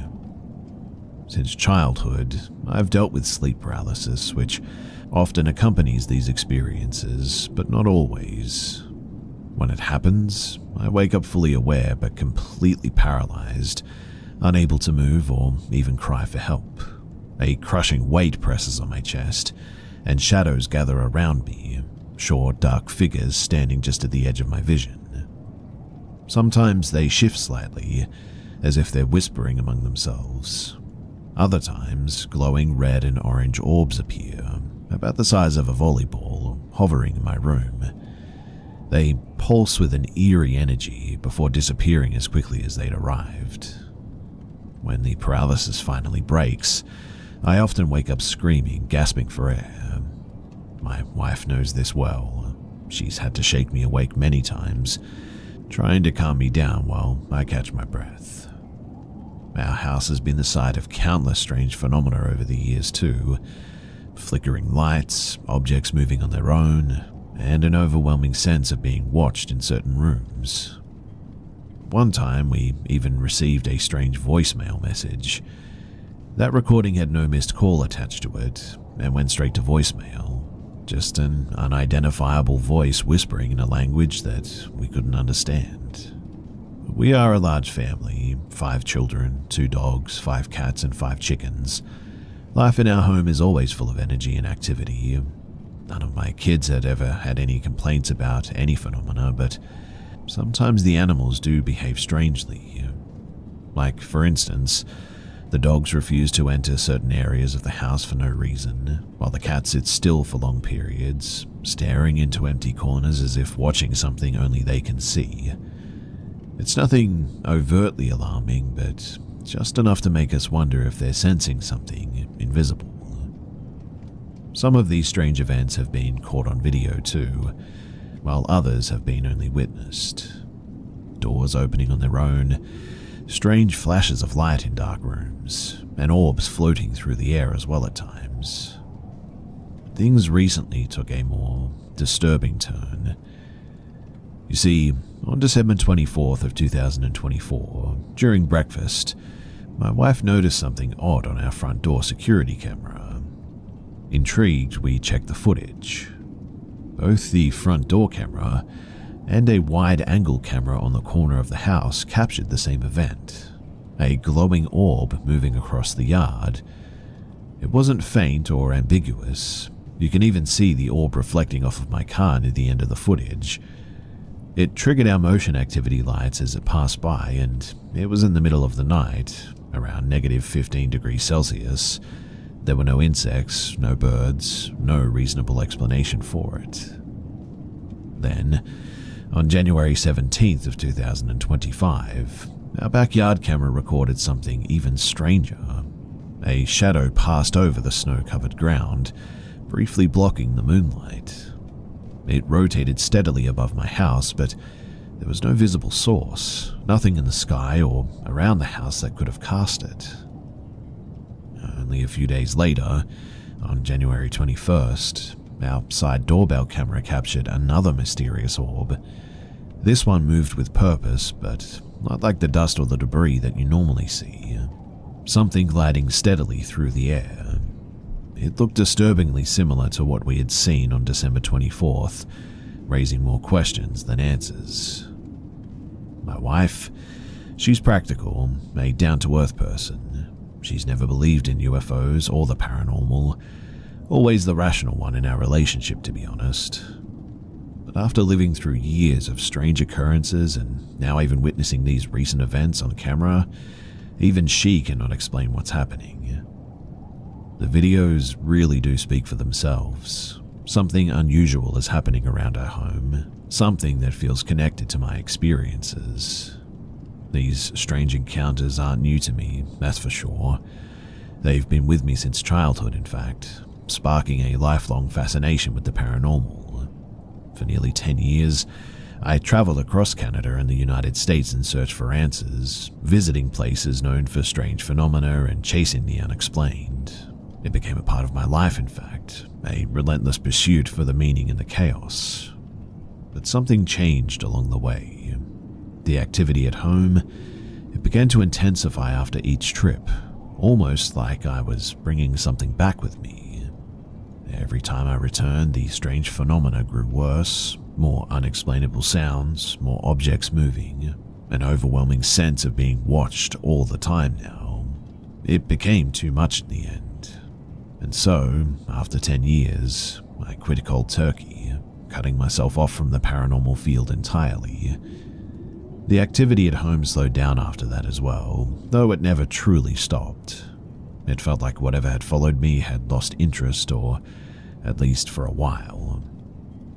To be clear as well, I'm not claiming to know what any of this means. I'm not saying that I've been abducted, nor am I trying to convince anyone of anything. But when I piece everything together, the vivid UFO dreams, the sleep paralysis with shadow figures and glowing orbs, the strange voicemail message, the videos that we've captured over the years, and the recent sightings, it's really, really hard to ignore the connection now. Maybe it's all coincidence. Maybe it's just in my mind, and my mind is weaving patterns where there are none. But sometimes, late at night, when I wake up and feel that heavy, lingering presence in the room, I cannot help but wonder if something is watching. Something that doesn't need to come often, because it already knows I'm here.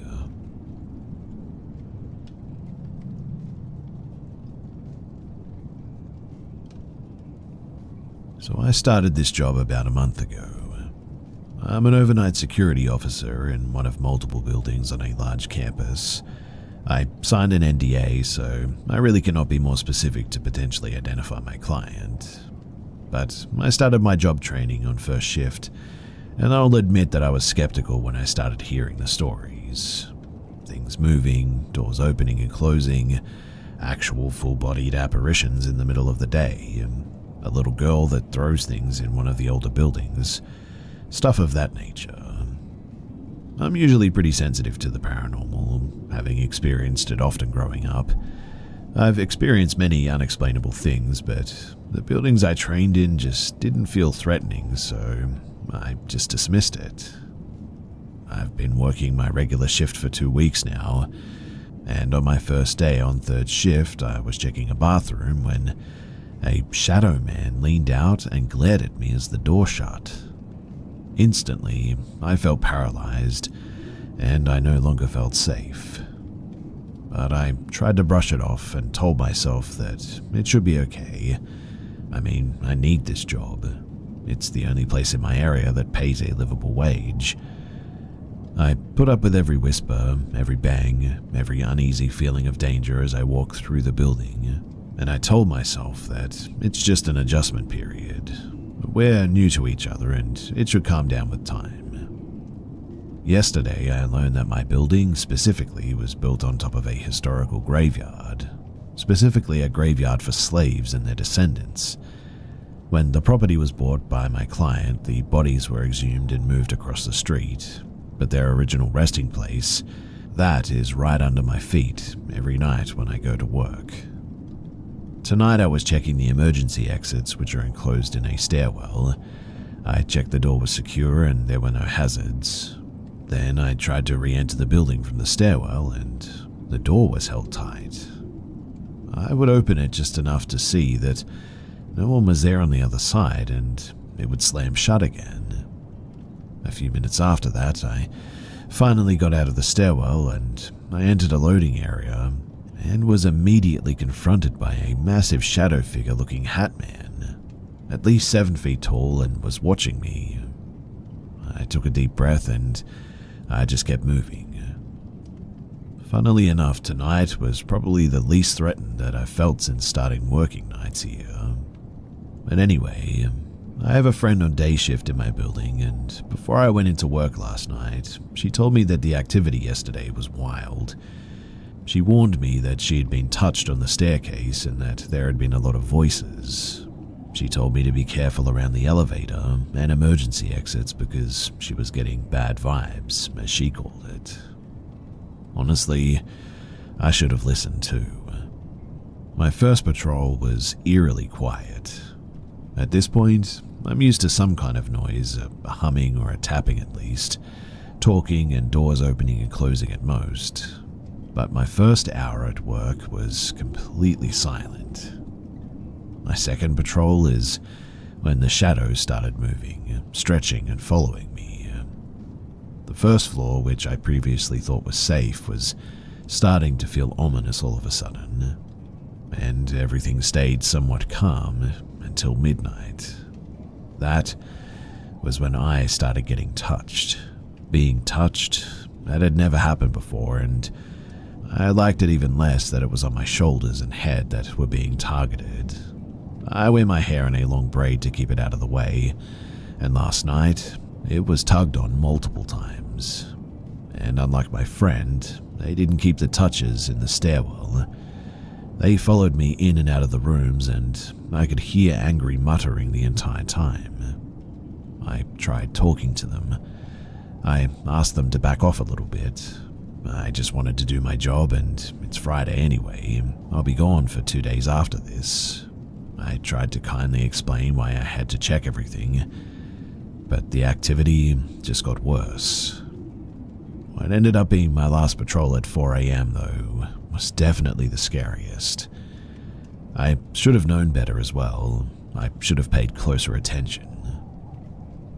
On the previously safe first floor, I could hear footsteps following me.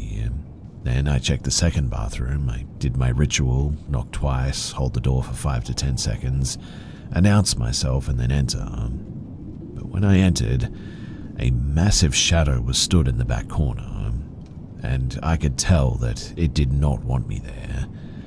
I could feel its glare and the raw aggression rolling through the air from it. This was so much worse than anything I'd experienced yet. I was shaky and I stood still in place for a moment. So I apologized but explained that I needed to check the bathroom. It disappeared suddenly and I excused myself to continue my patrol. On the third floor, the door to the staircase was held shut again. They wouldn't let me back in the building for almost 5 minutes. It was a battle to even get in there.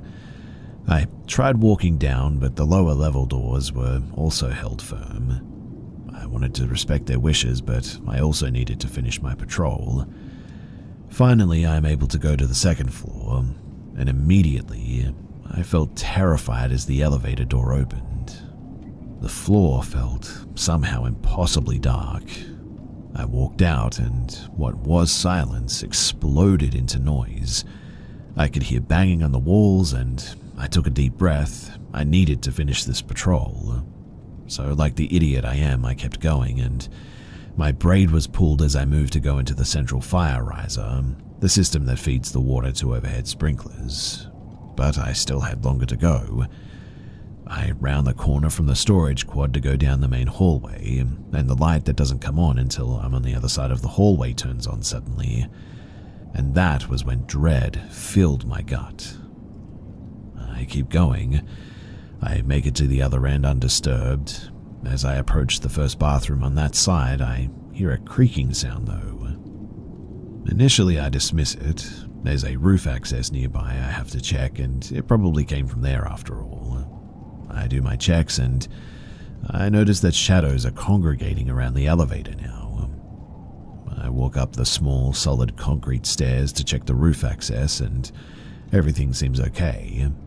I step back inside and the concrete seems to shake under me slightly, which was definitely unnerving, but this is literally the last part of my patrol, so I was like, it's fine, I'll just get it over and done with. I'll go back to the office, radio in a complete patrol, and it should be fine. And I got into the elevator. The elevator moved maybe a foot before it happened.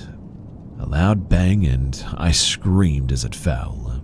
The door didn't open. I was dazed and afraid, and for some reason I didn't radio in for backup right that second. I was panicked, I guess, and dumb, I know that. And so I pressed another button. But the door opened and I was somehow safely on the ground floor. Well, I got out as quickly as I could and I went to my office to call it in. I would later learn after I got home that my dog had started freaking out at about the same time as I started my patrol on the second floor. She had scared my family in her desperation to get out, and honestly, I'm just really scared now. I know that I'm not safe there. I don't want to just walk away, but I'm actively searching for any kind of protection that I can get, and I will definitely be using the staircases from now on.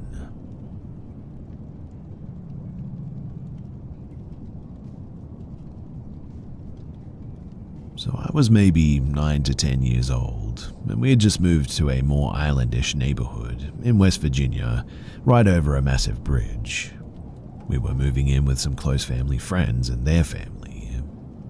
The house was relatively big with at least 4 bedrooms, including the office, a basement, 2 bathrooms, and an attic and walk-in closet. In order to get to our room, we had to walk through the upstairs bathroom, then through the walk-in closet, and on the other side of our room was another door that connected to another bedroom. When we first moved in, we were told that the previous owners, or tenants, that they practiced voodoo, although I'm not sure what exactly it was, to be honest. But whatever it was, there were tons of dolls in the house, ranging from baby dolls to just the heads and hanging Barbies, all that. Outside of the room that me and my mother occupied were 4 pencils with yarn heads on them. They were sort of strapped outside the door, and written on each pencil was a name. I don't remember the names, but we all advised our family friends not to remove them. It felt wrong to us, I suppose, but he did anyways, and our bedroom door didn't stay shut for whatever reason. At the time, I was still super small, so I still sat on a full car seat, and we used the car seat to sort of keep the door cracked instead of wide open. And one particular night, all the adults except for 2 and their 3 to 4-year-old child, they went out to a local bar. I stayed back with my iPad watching it in our room. I accidentally turned off my iPad, and at that time I didn't know the password to get back in. So I tried to turn the TV on, but that didn't work, so I was just sort of left there in silence with my toys. I remember feeling how quiet it was. Like, you know that it shouldn't be as quiet as it was. Maybe 10 minutes or so goes by, and for no good reason I can think of, my door just suddenly flies wide open, even with the car seat still in front of it. I remember breaking down in tears over it, and honestly, when I think about it, it still shakes me a bit.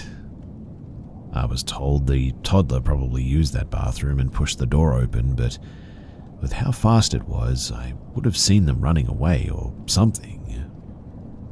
I have had other encounters in that house after that, ranging from my toys not being where I left them and not being able to shower with the frosted glass doors, as I could vividly see a figure outside of them that wasn't there. But we moved shortly after, only a couple of months, as things between the family got abusive and weird, and so thankfully I didn't have to put up with it for too long.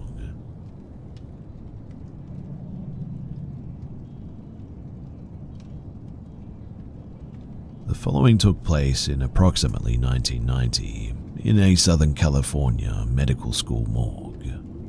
I will relate things in detail, as I can clearly still remember them as if it was yesterday. So, the entrance to the main morgue office and laboratory is housed behind a solid, secure pair of double doors. These doors are often left open during work hours, but if nobody is in the office, they are secured. As soon as you step through the threshold in front of you, about a yard away is a big blue shower curtain that conceals the room behind it. To the right is the office area that is somewhat cramped with 3 large desks and 1 huge filing cabinet. The extremely basic files of each case, their ID number and death certificate, are initially kept in the file drawers until after the case has been used or moved on to its next location. To the left is a large storage area that houses large freezers for bodies, as well as numerous shelves with specimens and supplies. As cliché as it may sound, the day of my sighting started out like any other. I was the only one working on 3 separate cases that were all situated on their respective gurneys, and also in their own level of the embalming process. I had been working on the cases for maybe about 3 hours, without interruption from any of my co-workers. I think it's safe to say that I was very absorbed in my work on that particular day.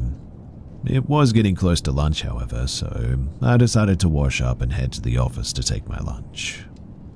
As I passed by the door to the room that held the 3 large vertical refrigerators and the row upon row of already embalmed bodies, I looked to my right and clearly saw a full-sized apparition. I froze in my footsteps, like a character in a cartoon, and looked to my right further to see an older man standing in front of the closest vertical refrigerator. It was simply standing there. I could see through him, but at the same time clearly identify it as a person. As I stood there and looked for what seemed like minutes, it was probably only seconds though, the apparition turned and looked at me, and simply faded away and disappeared, almost like cigarette smoke dissipates into its environment. I continued to look in that direction, dumbfounded by what I had just seen. It was not scary in the least, but almost comforting, I guess, as if it was a completely natural, everyday occurrence. I merely went into the office and saw my co-worker William and exclaimed, "You won't believe what I just saw." He was completely unfazed though and looked at me and said, "You saw a ghost." I was more taken aback by his knowing what I had seen than what I had truly seen, to be honest. He went on to tell me that he had seen them quite often and enjoys the interaction when it happens. When we told our co-worker Joe what I saw, they were completely taken aback, scared and frantic. I tried to explain the visit as more of a comforting interaction than one like, think of a typical Hollywood haunting or whatever. That offered little comfort though, and the rest of the day it was rather off-kilter, I guess. One of the other employees that works for the morgue office, in a paperwork capacity exclusively, was Lola. She worked way down the hall, away from the actual work facilities. She was basically responsible for processing every piece of paper that needed to be dealt with through our office, that is. She was a petite, insightful lady who believed strongly in spirited events that involve interactions with the deceased. She would often attend seance-like events with friends and has reported successful contacts. She had plans to attend one of her spiritual meetings. The following day, she would bring it up to the group in attendance, and we all kind of thought that that was kind of neat, but really just shrugged it off and didn't think of her involvement in the situation again. That was until 3 days later when she came to speak to us about what she had come across. Apparently, her group leader during this seance-like meeting reached out inquiring as to the desire of the apparition that appeared before me. The group leader received the sense that the apparition was just somewhat confused and didn't quite know where to go. This theme continued during the meeting, with the apparition just being uncomfortable and lacking direction. The other extremely noteworthy feeling, though, the group leader came across was the letter W constantly appearing before her, apparently. It was as if the whole meeting and the interaction with the apparition revolved around the level of confusion in the letter W over and over again. Everyone's curiosity was spiked by what Lola had to say, though, me especially. We all then walked over to where I saw the apparition, and I explained to everybody what I had seen and where I saw it. And that's when things got a little bit eerie. I don't recall who noticed it first, but in one of the refrigerators directly in front of where I saw the apparition was a name tag or label, and the tag said William Wood. There's no doubt in my mind as to what I saw that day, and reflecting back upon it, I believe my conscious level of thinking was down while my subconscious level was up, having been so involved in working on the cases all morning. I think that somehow this allowed my subconscious or inner spirit, or whatever you want to call it, to perhaps see something that I would not normally see. A sort of heightened level of relaxation, of openness, so to speak. And as you can probably see, all of this has really stuck with me.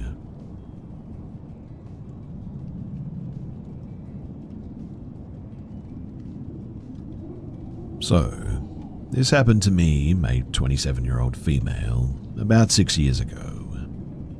At the time, I was working in a bar, so I got off work pretty late, usually around 3 a.m. Since I lived quite close to the bar, I would always walk home after my shift, and there were two different routes that I would take.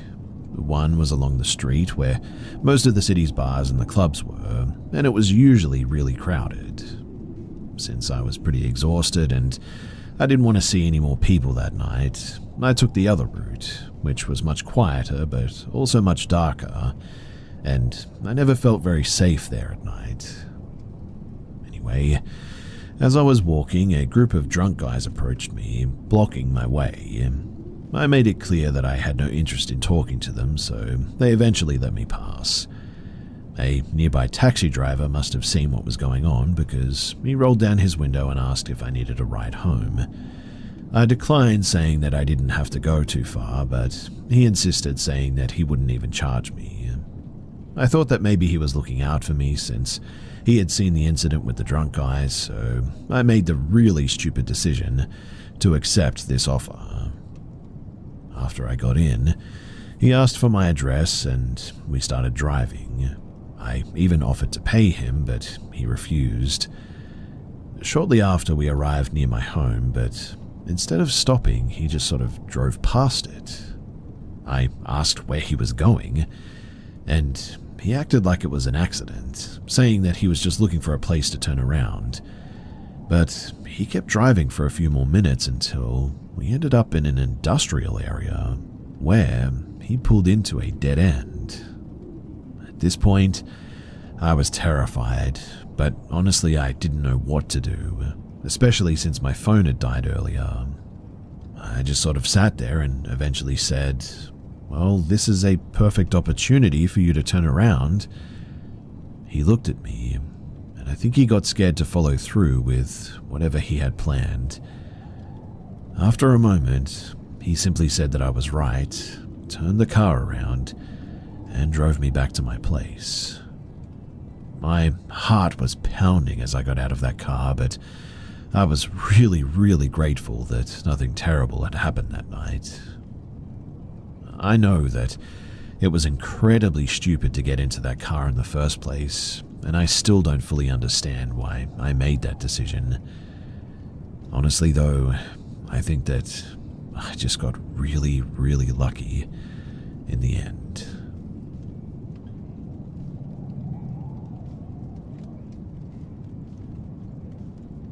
This happened to me roughly 1.5 years ago, and I still get anxious thinking back about what happened in the summer of 2023.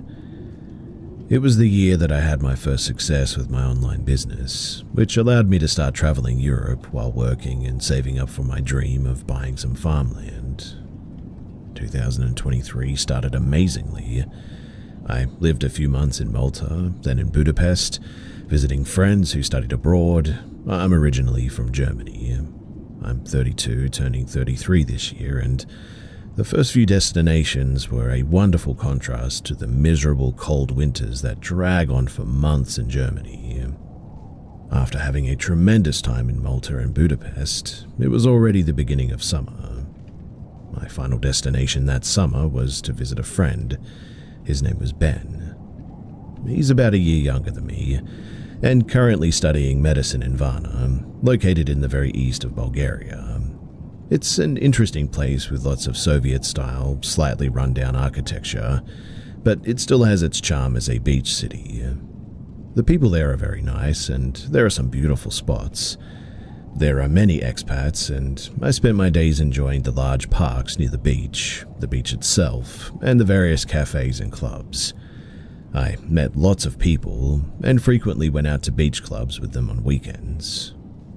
It was a nice hot summer, and I was enjoying myself, until one particular night. You see, I was out with Ben and many of his university friends again. We had partied all night, had drinks, danced for hours, and just enjoyed ourselves during this wonderful summer night. Since we'd been to day events before the party, I started feeling tired and I decided to head home eventually. I should describe the layout of the city quickly as well, as it's quite unique. Varna has a beach along its entire length, and for most parts there are very big parks stretching for kilometers along the beach before they lead to the city. My rented apartment, it was slightly northwest of the clubs, roughly a 10 to 15 minute walk, which I'd done many times by this stage. People had warned me about occasional attacks or muggings or robberies or whatever, always asking me to walk at least part of the way with someone. I usually didn't listen, just walked with my music playing, though I remained wary of my surroundings at all times. That night, a few people who were also tired left with me. They lived a bit more west of me, so I had to leave them after about 5 minutes or so, and continued alone with my music as I always did. It must have been around 4 in the morning when I came to a park that I usually cross, separate from the main beach parks, closer to where I was actually living. Being summer and a weekend, there were still a few people walking around and driving, even at like 4 a.m. When I entered the park, I wasn't shocked to see someone sitting on a bench, maybe 50 meters ahead of me to the right. He was sitting there, staring at his phone, and I remember the scene vividly. Behind him were some bushes and trees, but as the lighting in the park was very sparse, I only noticed at the last moment that somebody else was approaching him from behind through said bushes. I think because I walked into the park, the guy sitting on the bench must have briefly looked up from his phone and heard somebody approaching. Honestly too, it all happened so fast. I saw someone running out of the bushes with both hands raised over their head, holding a large rock, sprinting at the guy, still sitting there as he turned his head. Not immediately realizing the danger, I kept walking briefly before stopping. The guy on the bench screamed and ran straight out of the park, vaulting over another row of bushes and disappearing across the street.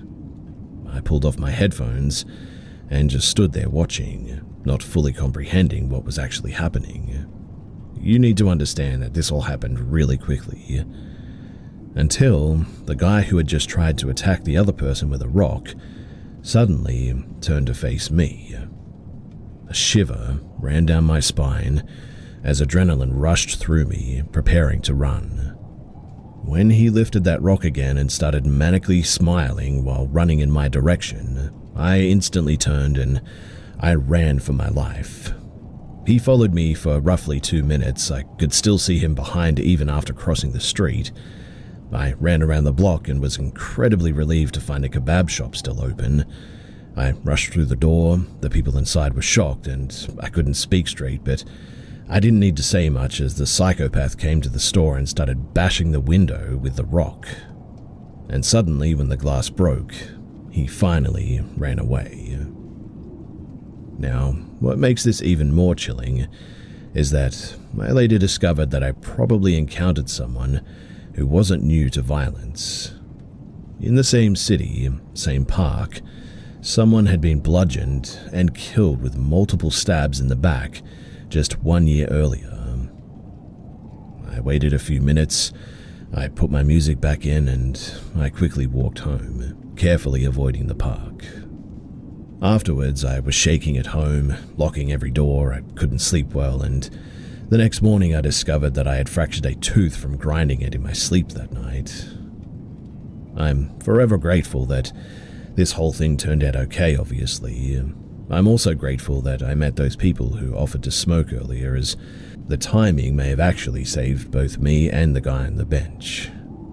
I mean, if I hadn't have entered that park at that exact moment, the man on the bench, he really might not have noticed his attacker in time.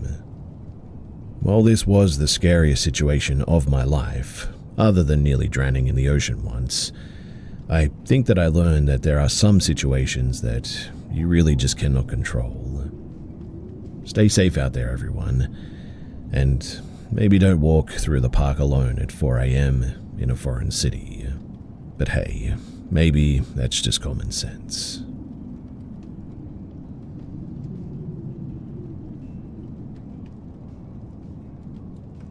So my roommates and I are young girls living alone in our college townhouse neighborhood. The house was built no later than maybe 3 to 4 years ago, and honestly that's really pushing it. But lots of weird stuff has been happening, and last night it all sort of came to a head. So we're all Christians, and I grew up Catholic, so we all very much believe in spirits and demons and all that, and the power of Christ to defeat them. I had a dream maybe a couple of months ago of my dog growling at an evil presence, and I rebuked it in the dream in the name of Jesus and woke up suddenly because my white noise was off and it was 3:33 a.m. I wasn't like totally terrified by that or anything, but then my coworker came over and said that she swore that she heard me banging around in the house and the back of the house when I wasn't home. And it keeps happening. I always hear my roommate banging around in her room when she's not even home. We will hear knocking on the walls, and I've heard my dog rustling around in his kennel when he's right next to me, etc., etc. And so I thought that maybe there's an animal somewhere. Until last night. You see, last night I was sitting on the couch doing some homework and watching some TV. I let out a low whistle and I immediately hear it repeated back to me. Again, I am all alone, and so I rewinded the TV to see if it was just a really well-timed coincidence, and there was zero whistling. So I called my sister, who lives 3 houses down, to come over, and she runs over and doesn't see anyone outside around the house or anything. Naturally, I go through the house with my industrial wasp spray can and check to make sure that there's nobody actually in the house. I came back to where my sister is and she says to me, "Don't whistle right now, I'm freaked out." But I can assure you that I didn't whistle at all. But she swore that she heard me whistle again. My roommate finally comes home, but I tell her what happened and eventually I leave, offering her to come with, but she says that she's fine and just wants to go to bed. Then she texts me in around maybe an hour or so and says, "Are you back home?" And I say no, and she tells me that she heard me talking this whole time and I just said yoo-hoo, trying to get her attention. So she heard me talking too. Obviously, something is in this house, and My question is, as a Christian, is what the heck do we do about this? How do we get rid of it? And can we even get rid of it?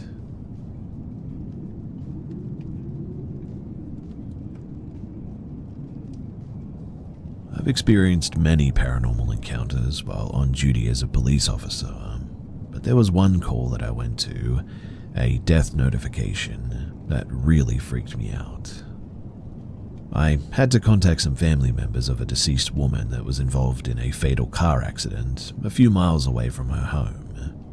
When I arrived, I met a woman near the roadway just inside of the property gate.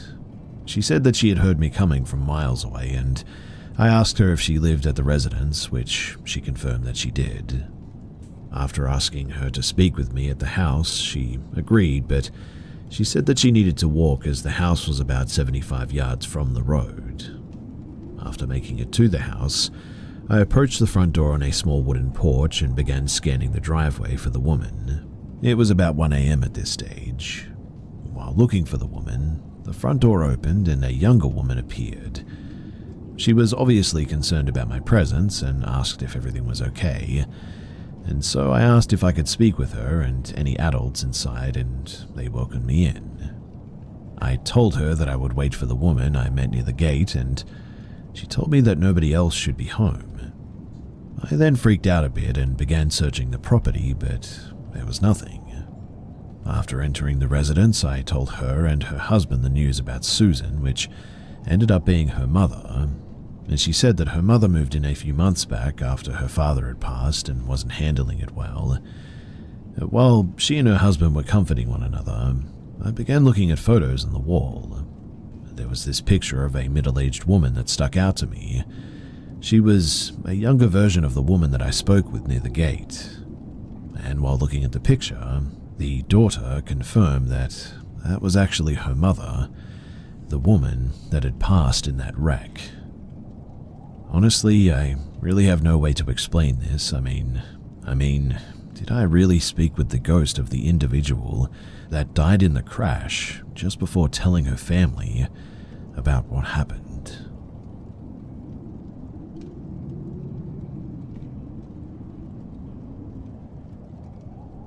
To give a tad bit of background, my family is heavily Catholic, and I find myself a bit skeptical in anything spiritual or religious, I guess. But really, I just don't know how else to explain what has happened to me. When I was maybe 14 to 16, maybe as a way to distance myself from the church, I found an intense interest in the occult, paganism, things of that sort. I would even practice witchcraft from time to time, in an attempt to get some kind of definitive proof that something is out there. Nothing really worked, but it did feel like something was happening when I practiced. A practice I got especially into and would do frequently is meditation, which isn't inherently spiritual, I know that, but it does help in certain cases. Anyways, this story starts while I was meditating in my room. I am maybe, halfway through my 15 minutes that I'd planned to meditate when something just felt wrong all of a sudden. I cannot properly explain the emotion that I had. My best attempt would be the feeling of going down off the peak of a roller coaster, mixed with a sorrow of sorts. Anyway, so I feel that in my gut, and I opened my eyes to scan the room. Everything looked in place, but that feeling just wouldn't go away. I turned to pause my timer, then I noticed a painting on my wall, which I had for quite a while at this stage. It was the Starry Night painting, and as I scanned over to it, something about it was just wrong. It looked as if all the stars were actually glowing. The longer that I looked, the more bright a certain star got as well. It was one of the stars in the top left corner, just to the right of the trees. This star slowly but surely got brighter and brighter, and I was so sure that I was dreaming or hallucinating or something that I had gotten up off of the bed and started to make my way toward the painting. But as I got up and started to move closer, the star would fade. Not as if someone was dimming the lights though. It was as if a fog was setting over this star. As I got even closer, the fog practically snuffed out the star, and in its place it was dark. I sat for a minute trying to just process what had just happened in my brain, still looking at this dark spot on my painting. As I stared though, something started to appear out of the dark noise. At first, I thought it was the star coming back into my vision, but as it became more clear, I saw it for what it really was. A face. A whole figure, actually. Big enough to cover a large portion of the painting. I remember my fight or flight kicking in when realizing what I was actually looking at. I distinctly remember thinking that the feeling of that experience went from curious to bad. Still, I stayed in place and waited to see what else would happen, like I was in some kind of trance. Once the figure was fully visible, I felt like it saw me. We were looking at each other eye to eye, soul to whatever it was, and we sat there for 20 seconds or so with nothing happening. And I was about to be done with this and run out of the room, but then it did something. It started to reach out its hand, not in a threatening way, almost as if it was offering something. I don't really know what it was selling, but I certainly wasn't buying. Its hand almost looked as if it was fully outside of this painting as well. This was the last straw. I'd gotten my taste of paranormal for the night, and I ran to my light switch and flicked on my bright overhead light. I had a dim lamp on for meditation, and looked at the painting. And suddenly, it was totally normal. Nothing different about it. I sat and stared to see if something would happen, and nothing ever did. As I was coming back from my trance, I realized my face was wet with tears, something that I hadn't noticed before the light was on. I then go to my phone to text whoever, telling someone about this, but I stopped before even unlocking it. Almost 30 minutes had passed since I had paused that timer, and that felt like an impossibly long time. There was absolutely no way that I spent 30 minutes staring at a painting just then. It felt like maybe 3 to 4 minutes of watching, tops. After realizing my little time loss, I freaked out and ran into my mother's room. Needing somebody else's presence, I just couldn't stand being alone anymore. She heard my whole story and was 100% convinced that I had just had a run-in with a demonic presence. Putting meaning behind all of the visions, like how the stars were wholly ghost with demons putting a fog over them and all that sort of thing. I didn't know if I was fully on board with that idea, but I was just glad to be with someone other than myself. She then got my dad to go in and bless the room, leaving a Saint Benedict medal in my room to hopefully ward off anything negative.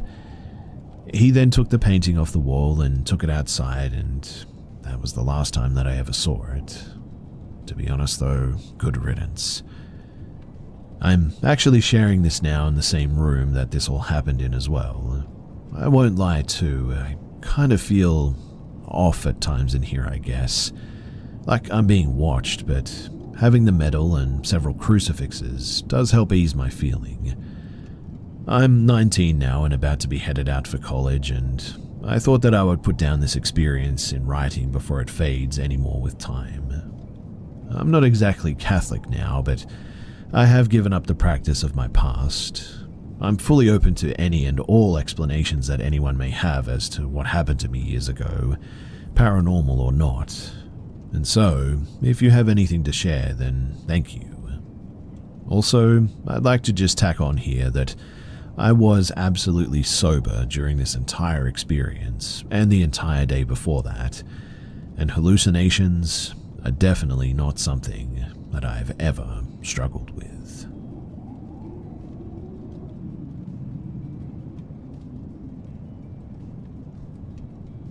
I, a 33-year-old male, am a skeptic when it comes to anything paranormal. I generally don't believe anything related to the paranormal, and would find explanations for what may be deemed paranormal. Well, except for one which happened to me and my siblings back in 2000. My family, my parents and 2 younger siblings, lived with our grandmother in a 2-story house. Our family lives on the ground floor, whereas my grandmother, she has the 2nd floor to herself. My parents have a separate room while my siblings and I share the same room in separate beds.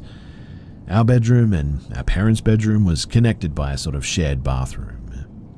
My grandmother usually comes to our room and uses our bathroom to pee as well, and I guess it was to check up on us as well while our parents weren't home yet. Anyway, one night, our parents took an unusually long time to come home. So to pass the time, my siblings and I just watched Beauty and the Beast in one of those VHS tapes since it was our favorite Disney movie back then. We were watching the movie for some time when suddenly the door to our room just sort of spontaneously opened, and a few seconds later, the door to our toilet opened and closed, and we heard the flushing sound of the toilet. This was followed by the opening of the toilet door and the opening of our bedroom door. I remember my siblings and I being in a sort of state of shock, and we huddled together on the corner of the bed just sort of crying. I also distinctly remember that the television turned to static, and my siblings and I were freaked out the entire time.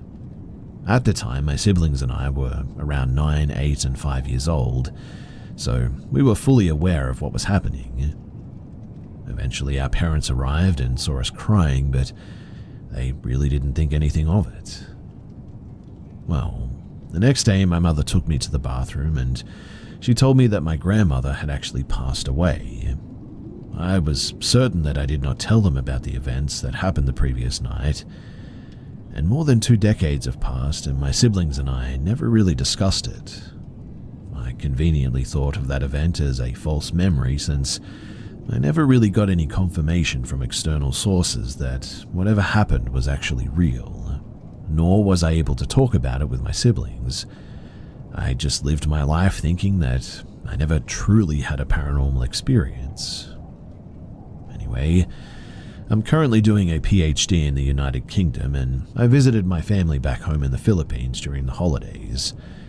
The entire family was in the car, and we were talking about grandmother's last birthday celebration. We were part Chinese, and she may have been like 70 years old for that birthday, so it was a special celebration and thus memorable. We were just sort of reminiscing about the event, but then my mother suddenly mentioned, "Do you remember about the day that she died and you were crying even though you didn't know that your grandmother was dead?" She then went into some detail about the events that my siblings and I experienced that night. Apparently, my younger sister had told my mother about that night when it was her turn to be told about my grandmother's passing, and that confirmed everything for me, and really freaked me the heck out.